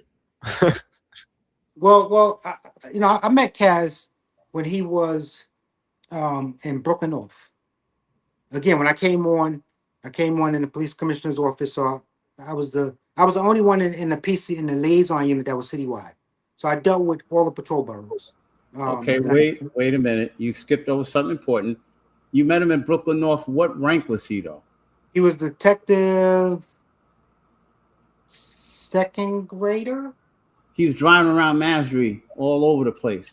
Yeah. All right, let's get it clear so everyone understands where he was. Yes, he handled a lot of things for Madry there in Brooklyn North. He was the organizer, put it that way. He handled a lot of things, made sure Madry was organized. So with that, certain things Kaz is very, very sharp on. The whole drone thing, that was all Kaz. Now the WhatsApp thing, that was Kaz, and I thought that was a bad idea. It's a horrible idea. Wait a minute. Whoa. WhatsApp? You What's say that? Is that a government application? Oh, go ahead. Tell us about this. We're Let's talk about WhatsApp, because we just saw a recent incident that WhatsApp is in the center of with the communications through WhatsApp. That became a form of communication, especially when Madry got promoted to chief of community affairs. That became the standard communication format using WhatsApp. I guess they found it internally in the office. They found it easier for the office people to communicate amongst each other. I don't think it was meant to be as broad within the department as it turned out to be, but again, that's just my assumption. No, Brian. This was now they're using WhatsApp on their personal phones, or is the WhatsApp an application on the department phone, which I don't believe it's supposed to be. Well, it started on personal phones. Now you can't put it on your department phone. Yes. Well, now you learn something, public, because there's a problem there.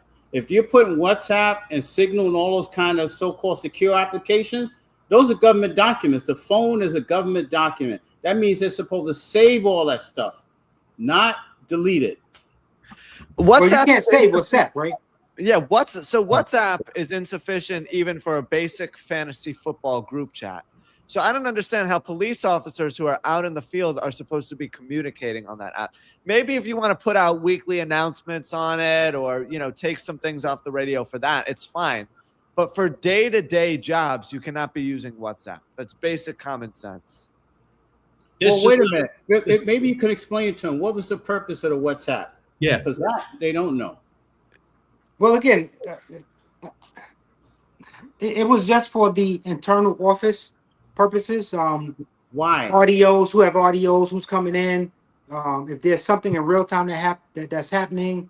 Slow, going too fast. Something real time is happening. That means operational stuff, right? Yes. Okay, so wait. Is it not true that the department has ways to communicate, such as the department radio for the uniform people, right? Yes. So then maybe you could explain to the podcasters why they were on WhatsApp talking about operational stuff. I cannot explain that. Oh, see? Now you have confirmation, all right? They had department radios, right? All uniform MOS has. And they have those dumb cell phones that Tish started back in ITB when she wasted money with those Nokia phones, right? Hello? They can talk, right? Yes. And they can send each other text messages on department phones, right? Yes. But yet they communicate via WhatsApp. So it's not just RDOs, it was all kinds of stuff, including operational stuff, right? I would say yes. Listen, don't shuffle and tap dance. Tell it like it is. No. And one more thing about that. WhatsApp is owned by Meta. The Tish family has been connected to Meta in the past, so let your mind go where it will. Well, I have a thing here. I mean, and Eric, you're a lawyer. There's been a ton of litigation, whether it be civil or criminal, where this little fact may be, a problem for litigation or investigations in regards to what went on in this office. Because again, anything operational where it should be somewhere documented is now on an app that you can press one button and press delete. Allegedly, Eric. But this, well, that's the problem. It's the problem. That's why those applications not supposed to be used. That's why they have text messaging, emails, and the phones that can be recorded, and the body cam, and those are all government documents need to be backed up. Now, are they backing up WhatsApp? I bet you they don't. And I bet money on it is that when they communicate about operational stuff, they're not just talking about, oh, we need to send a detail here. They're talking about people too, because that's what human beings do. Oh, so-and-so this one. Oh, let's meet up about this person. Delete. Right? Which is... Adam? Listen, I've never engaged in the WhatsApp conversations. I'm not talking about you. I'm talking about what you hear with your other executives, because you know what goes on. Absolutely. There has been situations where it has been noted publicly that listen, this person is taking a conversation where they shouldn't take. I want to be removed. I've heard that multiple times. Of course. What about the guy that was in the bathroom playing with himself? I'm being nice. I'm going to say playing with himself or masturbating. That was all discussed too, wasn't it? Yes. The Penn Station, right? Yeah. That's So there's this is just a little snippet of what you're going to see and who did what, who talked about, who covered it up. You know, you're going to get a earful, eyeful when I get down to it within a day. that incident is the Chief O'Hare incident. That incident happened at Penn Station, and that Sergeant Merrick is his last name. He was originally not. He was just modified. Then he was suspended after everyone was up in arms. But the people that he was in the bathroom with, I believe they either was summoned or arrested. But there was a phone call made allegedly by O'Hare down there that said, "No, you can't do that to my guy." He got voided. Yes, his thing got voided, to my understanding. So his arrest gets voided because he's special, and he's now, I guess, he's got no gun and shield still or whatever. They're trying to hide this guy. But everyone else got arrested. Everyone else involved in that has criminal charges pending. But they don't know that there's this little communication on WhatsApp between everyone that would be rather useful in a criminal case against others. Am I not reading this right, Eric? But did he get terminated? I don't believe No, I didn't commit a crime. I got terminated.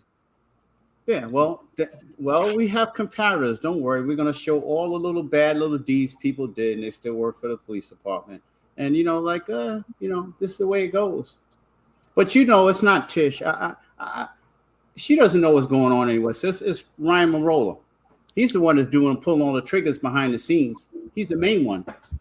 Well, then again, remember I comment on these guys. She's bringing on her friends, and they're bringing in lawyers who claim they're lawyers, meanwhile they're not even a member of the bar, and they're calling themselves. It's crazy what's going on. Well, Tish is too worried with gimmicks, like standing by all the gay officers who were at the pride and had been de-armed or whatever, or showing up in an Israel Day parade. I mean, she's more concerned with being a public figure than actually managing the police department. What about explains this, why that responsibility has been delegated to Tanya Kinsella. What about reading cue cards? Today my name is Jessica S. Tish. She has a speechwriter too. What did I say again? Oh yeah. I'm Jessica S. Tish, and I'm going to give you a public announcement about. I know. Which is what we keep saying on this platform. She's disinvolved. Mayor Mamdani is not overseeing the police department at all, and you can't blame those people for everything that's going on there. Jessica Tish is more culpable than Mamdani is because Mamdani is so far out of the equation you can't even see him. But Tish is not overseeing day-to-day operations in the way that people think she is. Oh, well, you mentioned community affairs, right? One thing that just hit me, another theory of mine. So I think another reason why I was pushed out, I've been pushing aggressively for the past year for NYPD to work closer with the CMS groups, crisis management system, the cure violence groups. I've been aggressively pushing that. Was getting some type of momentum until Commissioner Tish came in, and then everything was halted. And my voice, I've been trying to, over the past 6 months, scream more about working closer with them for the betterment of the community, but they have zero desire working with the CMS groups. Really? And I think that will be impactful as it pertains to combating some violence if they work alongside, even if it's community affairs officers. But who do they love working with?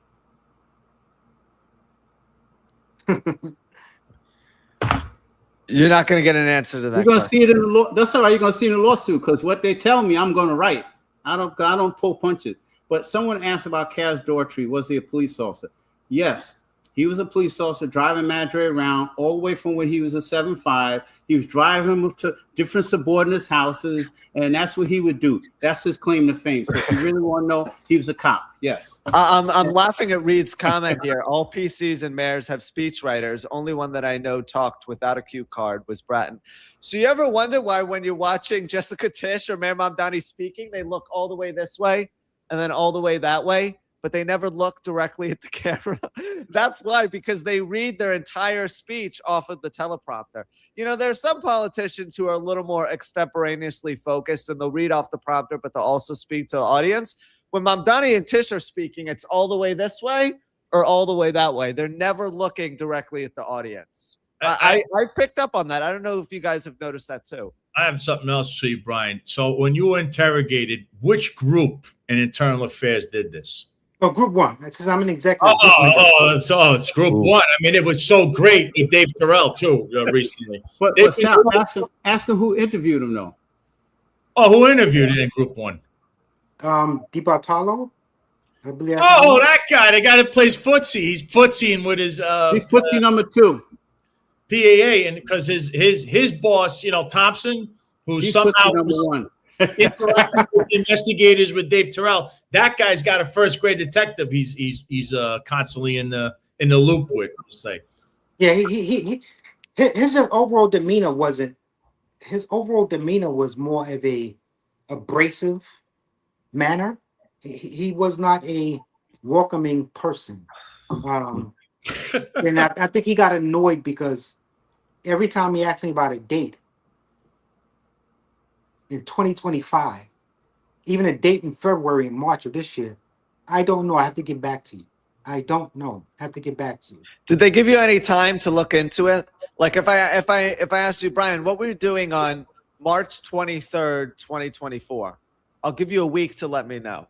So they did the calendar. I told them they wanted an answer in real time. I told them I don't know. I have to get back to. Have to look at my calendar. Here's something else. Now my calendar, and anyone can attest to this. Anybody, I'm out at events. I'm in the community. I'm at meetings every day. Those dates that they listed, I went back on my calendar. I had nothing on those dates. Brian, So- do you, as a civilian, do you have a memo book like police No. officer where you have to? So how the hell? Where do you keep notes of what you did during the day? I don't keep notes. So I how may do have, they expect you to remember? That's what I'm trying to say. I don't. right, and that's part of the problem. You know, listen, I could be sitting at my desk, doing whatever emails, and I get a phone call. It happens all the time. I got a call about an issue in Red Hook Projects. One day, I'm sitting at my desk doing nothing. Got in my car, went to Red Hook to handle the situation with PSA 1. So that happens all the time. I'm not going to stop and make a note. I received a call and I got to go here. It happens all the time. I get calls at 2 a.m. I get up, I take care of it. Happens all the time. Whoa. You're not supposed to work, remember? It's 9 to 5, man. And that's something else. They didn't even realize.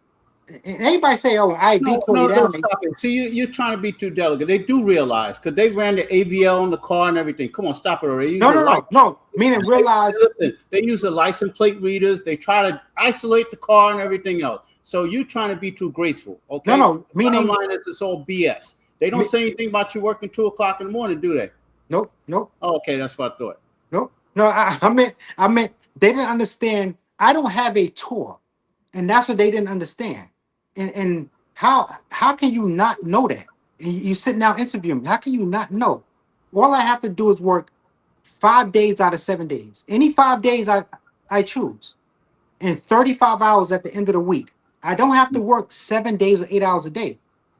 And that's what I mean. They weren't that bright. People say, hey, IB call you down. They have you. They already know the information. They had no clue. You're being nice to these people. They aren't bright. That part you got right. But they do know that you're an executive and you have all these flexible things that you need to do. Because if you only work 9 to 5, you couldn't take care of all these other problems around the clock. They know that already. You think they don't know that? They didn't respect it. That's the difference. They try to make something where there wasn't. And that's why within a day or two, they're going to get a lot of hurt because he's being very delicate about what happened there. But a lot of stuff happened there and how they did things. And it's just not, he's just not saying it right now. Listen, I'm a nice guy, but I'm not a nice guy. They more or less, excuse my French, they fucked me over. They did.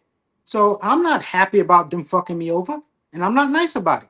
I can care less if anybody's feelings get hurt. I don't care. Brian, who else was in the room besides this wonderful chief, Mr. Footsie, too? It was a deputy inspector, a lieutenant, and a sergeant. I forget the names. I'd love to see. You know why? I just want to add up if this is correlated, because when we had Dave Terrell on last week, there was a whole cast of winners in the room with him, and then they would keep going from the room to Thompson outside the door. So the chief of internal affairs, the only time you ever see this is if this case it's got to be a criminal case. There's no or some serious like misconduct that's like going to change the department. Or why is the chief of internal affairs outside the door? And he was with him and with you. You got his executive of all people. What is it that you have done in a criminal manner where they're saying, "Oh, misuse of time"? Where is that? Why is this so important that his executive's in the room? Thompson's executive. Well, my understanding, the policy is someone of rank or high rank of me have to be in the room. That's why the DeBartolo guy was there, because he's a 1-star, and I was considered a 1-star. So that's why he was there. But bullshit, you're absolutely right. Bullshit. That's what they tell you. That's not what happened. Remember, the investigator is the one asking the questions, right? It was a sergeant asking the questions. Right. No. Because the sergeant's the investigator. He's not asking questions. He doesn't have to be there. They want to be there for certain people because they have to give it the rubber stamp of bullshit. They're reporting to Thompson, or Thompson reporting to Tish. Say, "Oh yeah, we got him on these 11 cases he couldn't answer. You have grounds to terminate." And then you get whacked out, right? And then they expect you to go away and take your tail between your legs. I can't believe they did that to me. But then they don't expect you to have someone like me to come along. Because then you get to talk about what really happened in the office and the dynamics and how they really treated and how people are treated different, how you didn't have the resources, how you were paid less than all the other directors, and whoops, now all of a sudden all the shit's going to come out. And how you really want to get your people in there, Tish, because that's what you've been doing for the last 3 years. I clean everything up, and then Mom Dami's over there saying on television, I don't know if he really believes it, she really did a great job bringing down crime. And if I ask him, what policy did she implement that's a direct correlation to the reduction in crime? Guess what you hear? Crickets, because no criminologist can determine with definitive certainty what policies, if any, impact the crime. I clean up the police department. Oh, yeah? With Richie Taylor, he's driving his car. He's driving a car. He's probably in a car driving in Israel. He's got the R&B. He probably put on a plane, flew it over there to Israel, and driving around and said, "Man, this police department car looks good in Israel. She ain't clean shit up." And the overtime is going through the freaking roof. Oh, I forgot. You're stealing from the cops, too. He was going through the back alleyways in Tel Aviv, getting between all the Get out of here. She ain't cleaning nothing up. And I know a lot of executives that drive their cars to the airports to get dropped off at the airport, picked up at the airport, taken to the doctor. You ain't supposed to say that. So executives are driving. They're driving to the airport. Hey, wait a minute. Didn't Fabrizi get, that was one of his criminal charges, right? Yes, it was. He was driving his children in the car. He was brought criminal charges. You're going to be hearing about Fabrizi soon. Keep telling you, listen to me when I come on here. I'll give you little tips. Hey, Brian, there was another thing I want to ask you.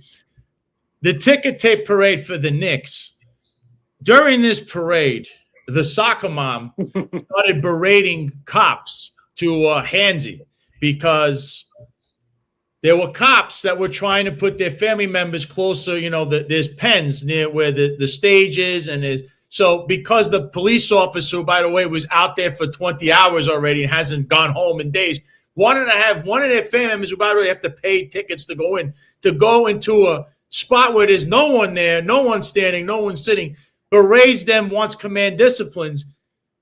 Right. I mean, I just got another tip from a source the other day that said that she had her family on the float on the ticker tape parade with the very cop she wants to hammer, for having their family in the pen, watching her family there. You know anything about that, Brian? Listen, I've heard the same thing, but the thing that stands out to me is this. Did any one of her kids drive to the ticker tape parade? I don't think so. I don't think so. I would say they got transported in a department vehicle, and that's not business, right? Ooh, that's a no. That's usage of taxpayer funds. But I misuse the vehicle. Misuse of vehicle, misuse of time, right? To be fair, it wouldn't be the end of the world if Commissioner Tisch was driving one family member to a parade 3 miles if she wasn't smashing everyone over the head with it. Time. No. If you can't do it, you can't do it, regardless if it's 1 mile. That's what I'm saying. Wait a minute. All right, let's talk about something that's really good. All right. So Jessica S. Tisch picked footsie number 1, Thompson, to be her cleanup guy for internal affairs, right? Yeah. Although he abused women all day long, we could talk about that, right? So did she say anything about him having an alleged relationship with his driver who went from being a police officer to detective superhero? First He grade. promoted while he was chief of internal affairs. Yep. Oh, she was driving him, driving. What about Hansy? So Sal always calls him Hansy. I get a kick out of this. But didn't he have some kind of domestic incident in the headquarters with, like, he was having a relationship with a subordinate, and then a husband came up there and they got in some kind of fight and all this shit? That's true, right? Yep. That's another, yeah. Right? Is that true? The husband worked in SRG. Oh, so wait a minute. Okay, confirmed. So then why is he the chief of department? He's showing poor impulse control. And then we wonder why shit is fucked up in the police department. We got all these clowns everywhere. So they replace one clown. I hate Madry. I hate Caban. I hate this. I hate that. And after they get them out, I say, shit, let's bring in the next bunch of clowns. Am I correct?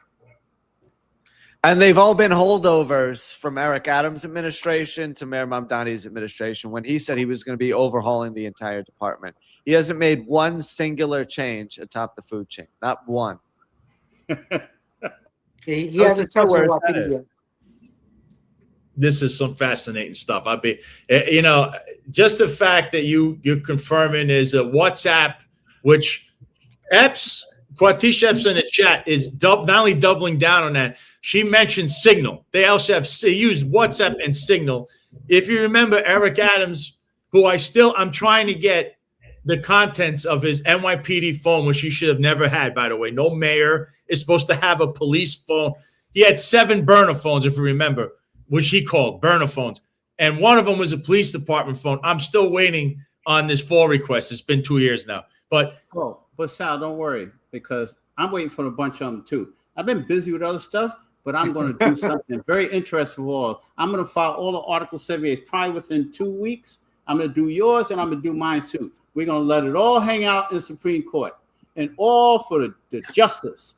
Remember, I'm a utilitarian. I don't care about the money. I care about getting the information out. And we're going to get it. Watch. Something has to be done here. Something, because, like I said, I was getting that Signal and WhatsApp is on a department phone. That's never you're not supposed to upload anything. It has to come from the police department itself. So I don't know that apparently now WhatsApp and Signal is on every cop's phone or not. Well, no. So the WhatsApp, I know the process I had to take. I had to do a 49 request on WhatsApp to put on my department phone. And I did that because of the Juve. Juve, yeah. Because I was working closely with the CMS groups and the 6-7 and 7-1 precinct, handling all community concerns for Juve. So I had to do a 49 to get to go through legal to get it put on my department phone. So and then do what with the information? Or you delete it, or forever on your phone? I don't. As it was explained to me, WhatsApp is never forever. Bullshit. You see, that's what I'm talking about. So you have communications as a government official, and then the communications are gone. The taxpayers are entitled to that. You're supposed to have government records supposed to be backed up for years. This is what I'm talking about. This is why they're good for business, because these clowns and they listen to these legal people, fucking fire them all because they give you bad legal advice. That's it. That's the saying right there. Not every cop's out, just a handpicked one. So that means, Brian, you're right. You'd probably do it as 49 or somebody did it for you, and they make exceptions for certain people because, you know, this job is selective. If we haven't learned anything, it's not equal. It's selective, just like discipline would be the same way. Discipline is if it's not equal, what is it? It's selective. So how is this fair? This is wild stuff. They got WhatsApp. Kaz Daughtry introduced it. This whole thing with Group One, it's a repeat of Dave Terrell's kids. It's the same thing over and over again with and it's the same person at the helm, which is the soccer mom. That's So- what I and Aren't you happy, Sal? See, people come to your show. You get to break things. You get to hear first here. You don't hear it in the Post. You don't hear it in the Times. You don't hear it in all the legacy media. You hear it here first. That's why people got to tune in. You never know what's going to come out. you really don't. I bet you people didn't have any idea this was going to happen. I think some people were doing things based on their feelings and not based on what we just heard, which was, again, it's more important what surrounds the case and things that Adam saw with his own eyes and had to deal with, and you have to deal with because you're in the police department. You can't say no. You can't say I don't want to do this. I don't want WhatsApp because then you know what happens to you. So This is just wild. This is crazy. I can't believe it. This is backed up. He's backing up what we've been saying for a while, and what Epps was saying too. But WhatsApp and Signal, private conversations on official business. You're not allowed to do that for various reasons. Well, Sal, didn't they do that in the Pentagon? They were upset that they used WhatsApp and Signal. Why? Because of governmental agency. Besides, when we're saying the fact whether it's secure or not, it's still a government document. It's something that the public's entitled to. Mm-hmm. You just can't just say, "Well, I'm having a conversation." You're not having a conversation. You, as the public officials, having a conversation. You're not representing yourself. This is I don't know. Brian. Someone says that you don't have to. It doesn't auto delete, but you can set it to 24-hour disappearing unless you control the application.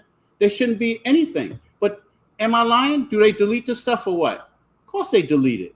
Come on. They send pictures, they send video, all kinds of shit that's got nothing to do with nothing. If anybody believes they don't do that, man, you like guys got your head in the sand or something. I don't know what it is. I got one question from the crowd here for you, Brian. He said, Brian Adams, any comment on Victoria Perry? She's now I think she's the assistant chief. She's technically the CO of community affairs. She's the commanding officer of community affairs, yes. What do they mean? Any comment on her? Victoria Perry? Do you have anything to say? Like what you talked about Kaz Daughtry. I mean, you have any interactions with Victoria Perry, or you know her? Or yes. I've known Victoria Perry since she was a captain. I'm not sure what they're looking for, but Victoria Perry is very competent. Victoria Perry is a sweetheart of a person. No one is an expert in anything. Everybody can always use some experience when they get somewhere. Was she experienced running a bureau, the Community Affairs Bureau? No. Commissioner Forster wasn't experienced. Is she capable, competent? Yes. Oh, that's fair enough. I was only what I know of is that she may know a lot of let's say the skeletons that are in the Richie Taylor closet, that if there are any. I think Victoria Perry, there's questions of who is answering who. Victoria Perry doesn't answer to Richie Taylor. But as far as what went on there at Community Affairs, especially surrounding him, she might be someone that somebody might want to ask, hey, did you see or know of anything or where this guy was or his whereabouts? Hey, Sal, what about this one thing I want you to address? What was the name of that guy who had the recruits go to the Dominican Republic with the vets? What's the name of that chief again? What's that guy name? Oh, yes. What's that guy? Do you know about that? Do you remember what bureau? Remember he's chief of what? Do you remember where? I don't even remember his damn name. What's that guy name But again? you remember the bureau that then I can try to give you some names. There was a chief. No. There was a chief. Yeah. That sent these like the vests overseas to the Dominican Republic. This was while Eddie Caban was the police commissioner. Chief Tolentino, that's it. Yeah, Tolentino, right. Oh. He usurped the whole process. See, he's laughing, right? Yeah, we're gonna talk about a lot. That guy too. I guess the question he's asking you, Brian, is why did Victoria Perry not try to stop your termination since she is your commanding officer? Try to stop my what? I'm sorry. What's the question? How come she didn't try to stop your termination? Meaning, like, tell them, Well, Commissioner Forster and Chief Perry both told me they found out I was terminated when I found out. So they didn't tell anyone. Mhm. I can only take by face value. Commissioner Forster, Commissioner Perry, Chief Benoit, Assistant Commissioner Yannette. They told me they have no idea. They didn't know. They were just told. Well, Chief Benoit was told to terminate me, but Forster said once I was upstairs being terminated, that's when he found out. Him and Perry. This is And then now to further answer that question, my opinion is no one wants to, and it's sort of what I said earlier, how everybody's comfortable and nobody wants to stand up against anybody because they don't want to lose their spot. So I think Commissioner Tisch is ruling by fear. Mm-hmm. Everyone is scared of her. Everybody, they said all the time, they're scared of her. So it's a dictatorship there. It is. And no one wants to say anything. So even if Chief Perry or Forster had the opportunity to speak up in my favor, I don't think they would have. Because they know what's going to happen. Right. They know. Then you end up in the crosshairs of the soccer mom who one of her favorites. That backs up what Saraceno said, and also Iglesias. That's true. And it goes to show that everyone from the union heads down to the rank and file cops are scared of Commissioner Tisch as well, because she's ruling as an authoritarian, which is very problematic for the future of the department and very problematic for her mayoral prospects in 2029, which I know is her primary focus. She's probably having a cigarette right now and having a drink from her flask that she keeps in the office. She rips heaters during lunch breaks. Well, I will say this. I told you, I put together 137 groups around the city to sit down. Since that time, it's been what, 6 years? How many groups you think I have relationships with now? So when it comes time for that voting, you don't think I'm going to be vocal to those people? Oh, that's an interesting point. We'll have to have you on a future episode to talk more about that, because you just opened up Pandora's box talking about the Tisch versus Mamdani battle in 2029, which everyone's going to have their eyes on. In fact, Mamdani actually sent out a text message over this past weekend already soliciting campaign contributions because he's seemingly scared of her. So it's getting very interesting. Yeah. He can't match it. He can't match a dollar for dollar. We know that. Do you know that Kempner person in DCPI? I do not know Kempner. I do not know her. Did you ever see her? No. Do you ever see her in headquarters? No, but I don't know what she looked like, so I can't. Well, let me say I don't know what she looks like, so I don't know if I've ever seen her. I was going to ask you if you ever saw her wearing her campaign hat that says "Vote for Tisch." Oh no, I've never seen that. I was joking about that. Yeah. But yeah, I don't know if I've ever seen her because I don't know what she looks like.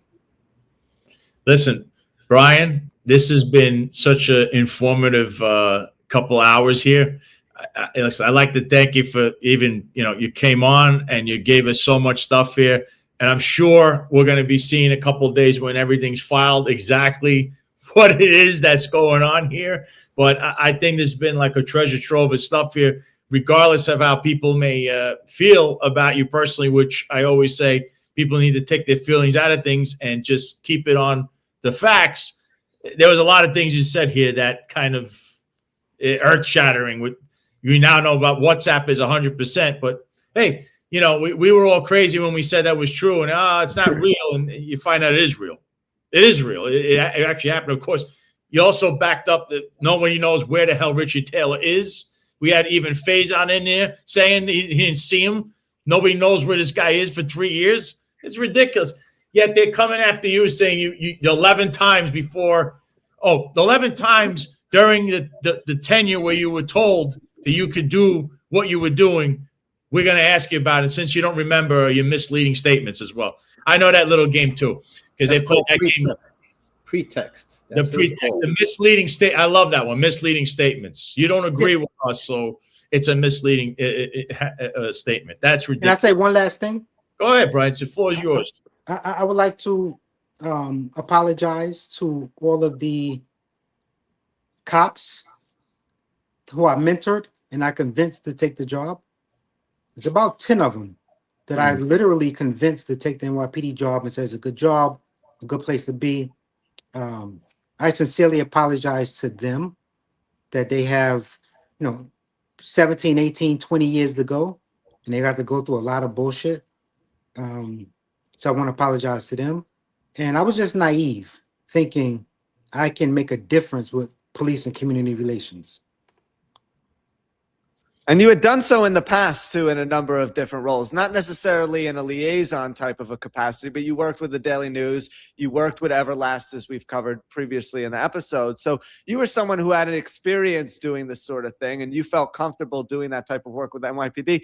Brian, I think the issue with the NYPD and the job itself isn't necessarily that it's dangerous like it was in the 1980s when Eric Sanders was stumbling over crack pipes to go arrest people. That's not the issue.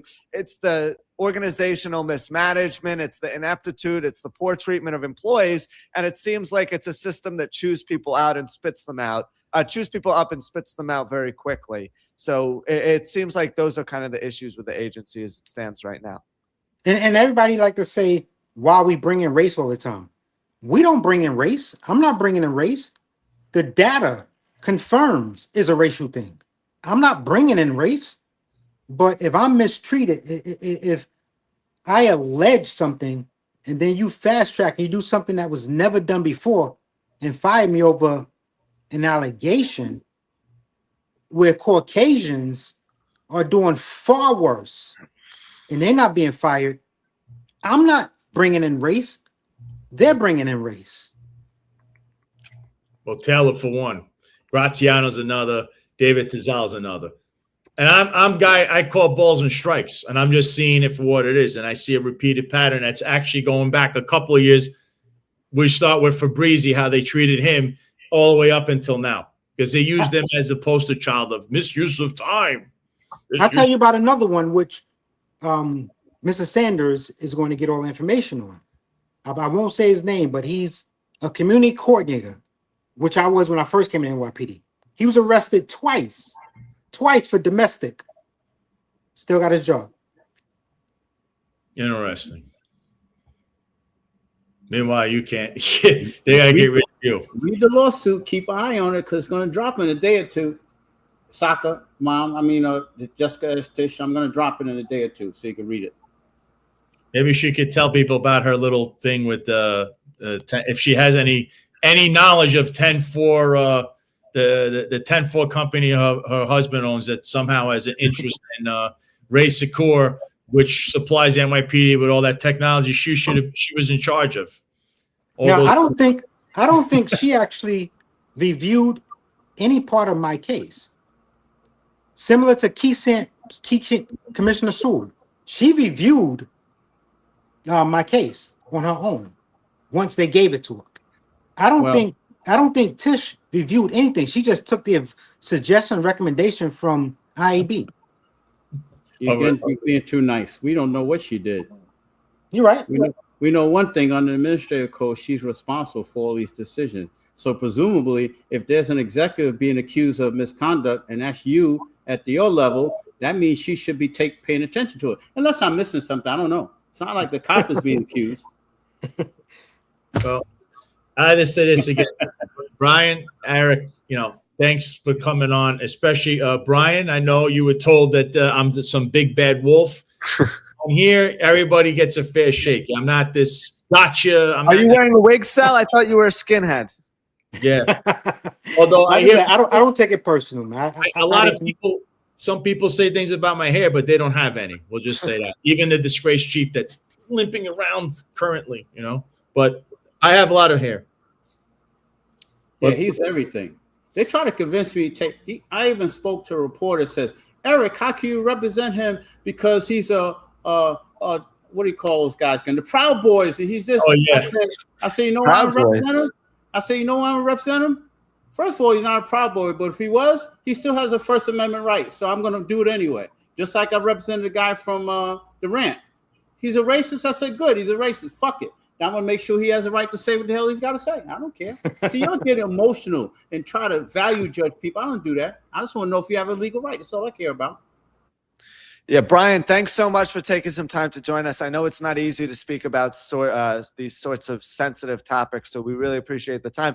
Sorry, I personally had to butt out twice. To make a long story short, I'm having a little bit of a bout with pork tenderloin that was undercooked on my part last night. So if anyone, I know everyone's going out to barbecue for July 4th. If anyone has a pork tenderloin that they're planning on putting on the grill, please cook it to perfection so you're not having a rough morning as I've had with bad bouts of food poisoning. Just one thing, last thing I want to say. I like when people make comments about, oh, it's not about this, it's not about that, it's not about this. And I find hilarious to me because the courts say it is. So your opinions and your feelings really don't mean anything legally. Because when you see, if you're saying this person committed a crime, in theory, it should be the same, right? As soon as you start doing different things with people, guess what you have then?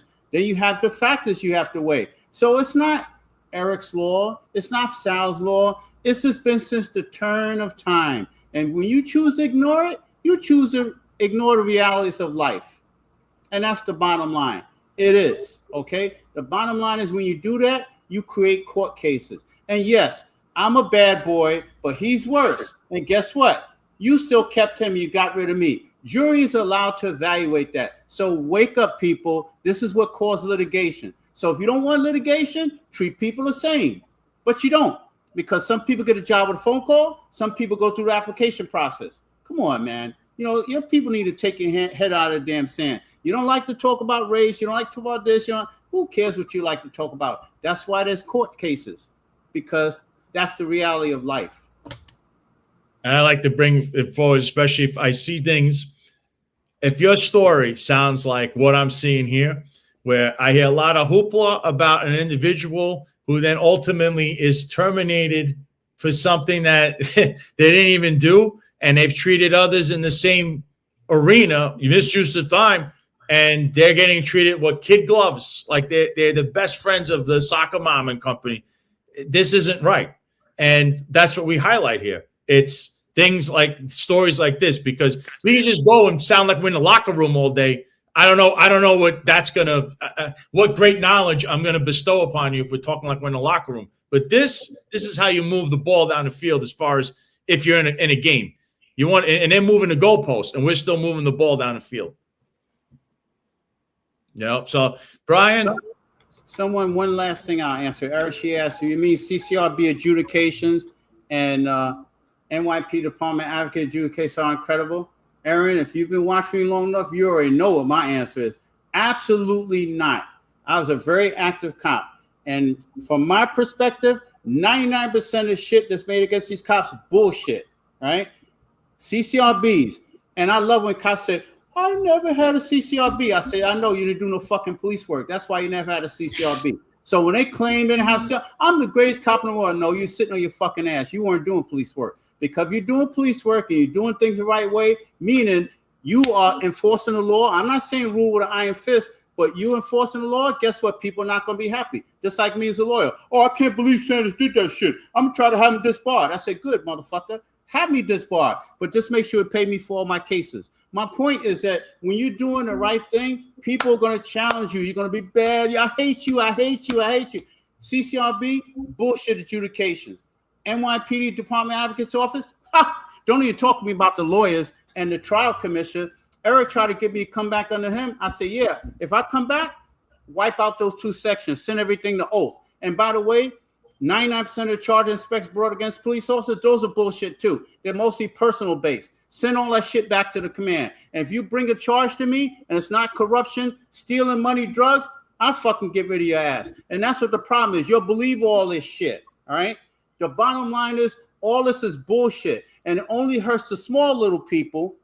And it doesn't hurt the people who are really corrupt because they won't chase them because they're scared of them because those people are criminals. They'll go to their fucking houses and everything. They won't fuck with them. They only mess with the small people because they know you won't do that. Remember that. Don't believe all the bullshit. It's all bullshit. Those cases against these cops, 99% of them are bullshit. I had them made against me. I said, yeah, make sure you spell my name right. 23973 Sanders. And I'm still going to take the fucking Tech 9 from you. I don't give a fuck. That's what the problem is. So now you know my opinion if you didn't hear it before. I'm sorry, Si. He said something that I have to say, that I have to address. He mentioned about the somebody mentioned always using race this, race that. As I said, statistics. The Guardian Association is now found a lawsuit. They got some interesting stats. And then taking a step further, I got terminated. You ain't supposed to say that. You ain't supposed to say that. You ain't supposed. That's a tip. Damn. There's gonna be something coming out about that soon. You hear from me. But go ahead. You can talk. Go ahead. I got terminated from a city job. My counterpart, white male, was allowed to resign. Who you think going to have the biggest struggle moving forward? So they say race is not important. Yes, it is. Not to mention how they wrote that wonderful article mentioning things that had nothing to do with why they're doing this to you, which again, I've seen that play out as well over and over and over again. And that's I just want everything to be fair. Because if it's not fair, what is it? It's discriminatory. That's the name of the game. We don't like it's discrimination. And this woman loves using that against many people. And people should be asking about whether the police pension fund is investing in Lowe's Corporation, if she has anything to do with that in that company, or the fact that her husband runs a company that has holdings in a company that was now supplying the police department with technology that she was the queen of before she became police commissioner. Were there any procurements? I don't know. We need to ask these questions. I believe the conflict of interest should be all over that one. And there's plenty of people right now that are asking the same questions. So I don't know how much longer. I don't know why this person is a police commissioner. I find it also odd. The World Cup is funded by Lowe's Corporation. Take a look, you'll see it. The final is going to be played at her cousin's stadium, right? And she's the savior of New York City. New York City has been so safe. I've had so many videos sent to me during the walk. I can't even post them all. There's so many. Crime is out of control in New York City, but it's safe if you listen to one person who loved what happened the other day. She was marching with people or whatever. I don't know. Meanwhile, she's looking for Brian Adams. We got to terminate him. Oh yeah, whatever Thompson said. Yeah. It's good. Yeah. Oh, it was a cue card. Where's the cue card for? Boy, Brian, thanks for coming on. You're definitely going to come on back in the future and give us an update on all this. And of course, Eric, we'll be in touch, and I'm sure we'll have more people that are going to be in litigation coming up. Brian, great stuff, man. Thank you so much. Thank you. You two guys have a blessed day. Thanks for having us again as usual. All right, take it easy. Thank you. Yeah, Jack. Listen, I thought that was good. Brian, so many things I've heard, and so many people saying things, and yet there you go. I see a repeated pattern in the story. I don't get into feelings. The way they're handling his termination is not lining up with the way other people have been treated, and this is what I'm talking about. Look, I know people in the comments, things happen to you. That was 20 years ago, whatever it is. I can't. Things were different. Right here, right now. Yeah, things were a lot different back then. And also, it's nice to have a whistleblowers hour on Monday afternoon here because people get to come on the platform and tell their side of the story. Oftentimes, we see media headlines or articles being written, and we just jump to fast conclusions about what's actually going on. But sometimes you need to hear about the minutia of each individual situation before you draw such large conclusions. In Brian's case, it was particularly interesting to hear about how he was getting consent to use departmental vehicles to go out and do various things, and how the sexual harassment allegations were just drummed up over the course of time. So it was interesting to hear him kind of set the record straight on a lot of these allegations. Also, Sal, I was very quick to point out who some of his accusers were. One of his accusers was Latina Brown, who's gone on social media and said a lot of crazy things. So you have to be wary. I'm not trying to undermine her credibility, but you have to be wary and cautious when listening to these sorts of accusations, and careful not to take everything at face value. Well, again, to me, those things, whatever has been litigated or hasn't been litigated, that had to be addressed. But at the same time, what is going through right now, the termination of Brian Adams has nothing to do with those prior allegations. And if there's anything there, you would have seen, there would have been charges, like internal charges and prosecutions, and you didn't see that. So if there's litigation right now still, that process has to continue. I mean, I'm not a judge, I'm not a jury. I can't, I could only ask the question, which we did, and we asked others too. But as far as what's going on here, there's a pattern. We just saw with a lieutenant as well, Abdel Messiah.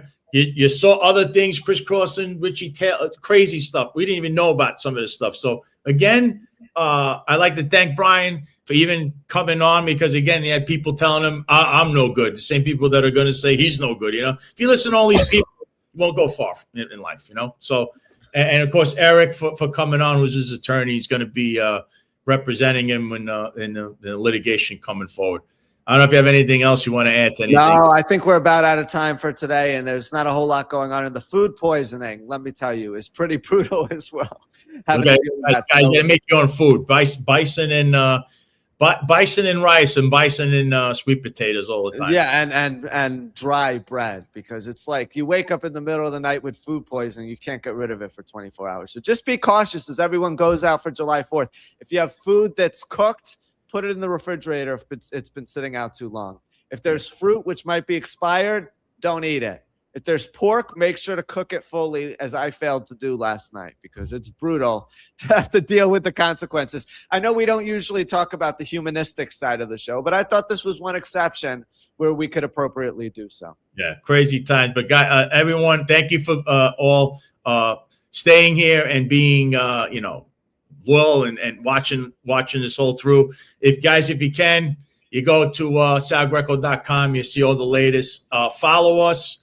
We're on Rumble, Instagram, TikTok, YouTube, Facebook at The Sal Greco Show. You can follow Jack on Instagram and X on @J_Stern97, and myself at The Sal Greco on X and Instagram. We'll be on Thursday. We're going to have Ken Silver on. I'm sure you know who that is. Ken Silver has been all over the place. He's an expert basically on the whole Butler assassination. But recently, he also has a bit of footage that was released from the police department's body camera in regards to someone really famous that perished in the last year. And I got to ask him how all of that came about, because he's very in tune with that. So, yeah.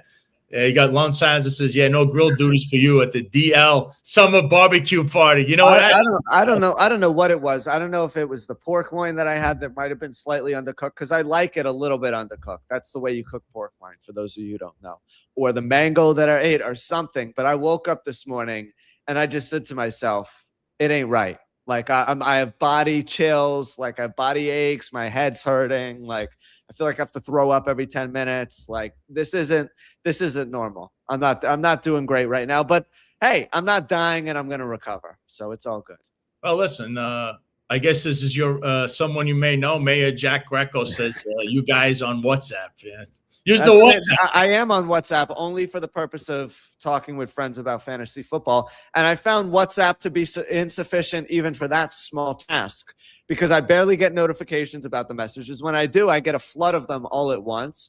And I mean, it's not as good as texting. So why not just open up a text chat instead of doing a WhatsApp? On Facebook, Instagram's great. But guys, I know it was a long one today, but we got a lot of info out there. But thank you for tuning in. Thursday, 11:05 a.m. We'll be back here with Ken Silver as our guest. So we're signing off from South Florida right now, which, as you know, is a sunny place for shady people.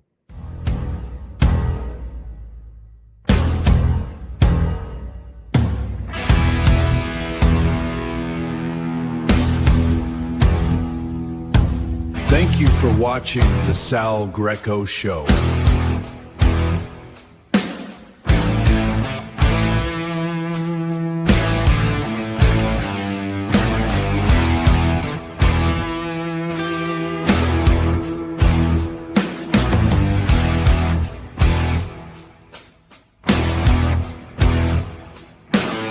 Check us out Mondays and Thursdays at 11:05 p.m. Eastern Time.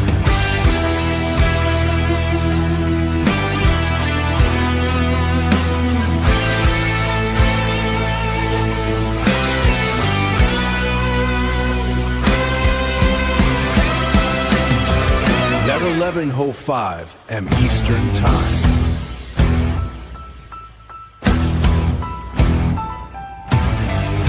As well as on audio form on all major podcast streaming platforms.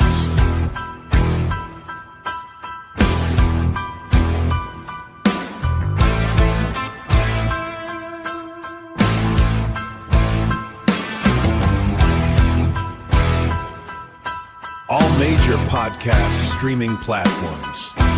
Thank you for watching, and may God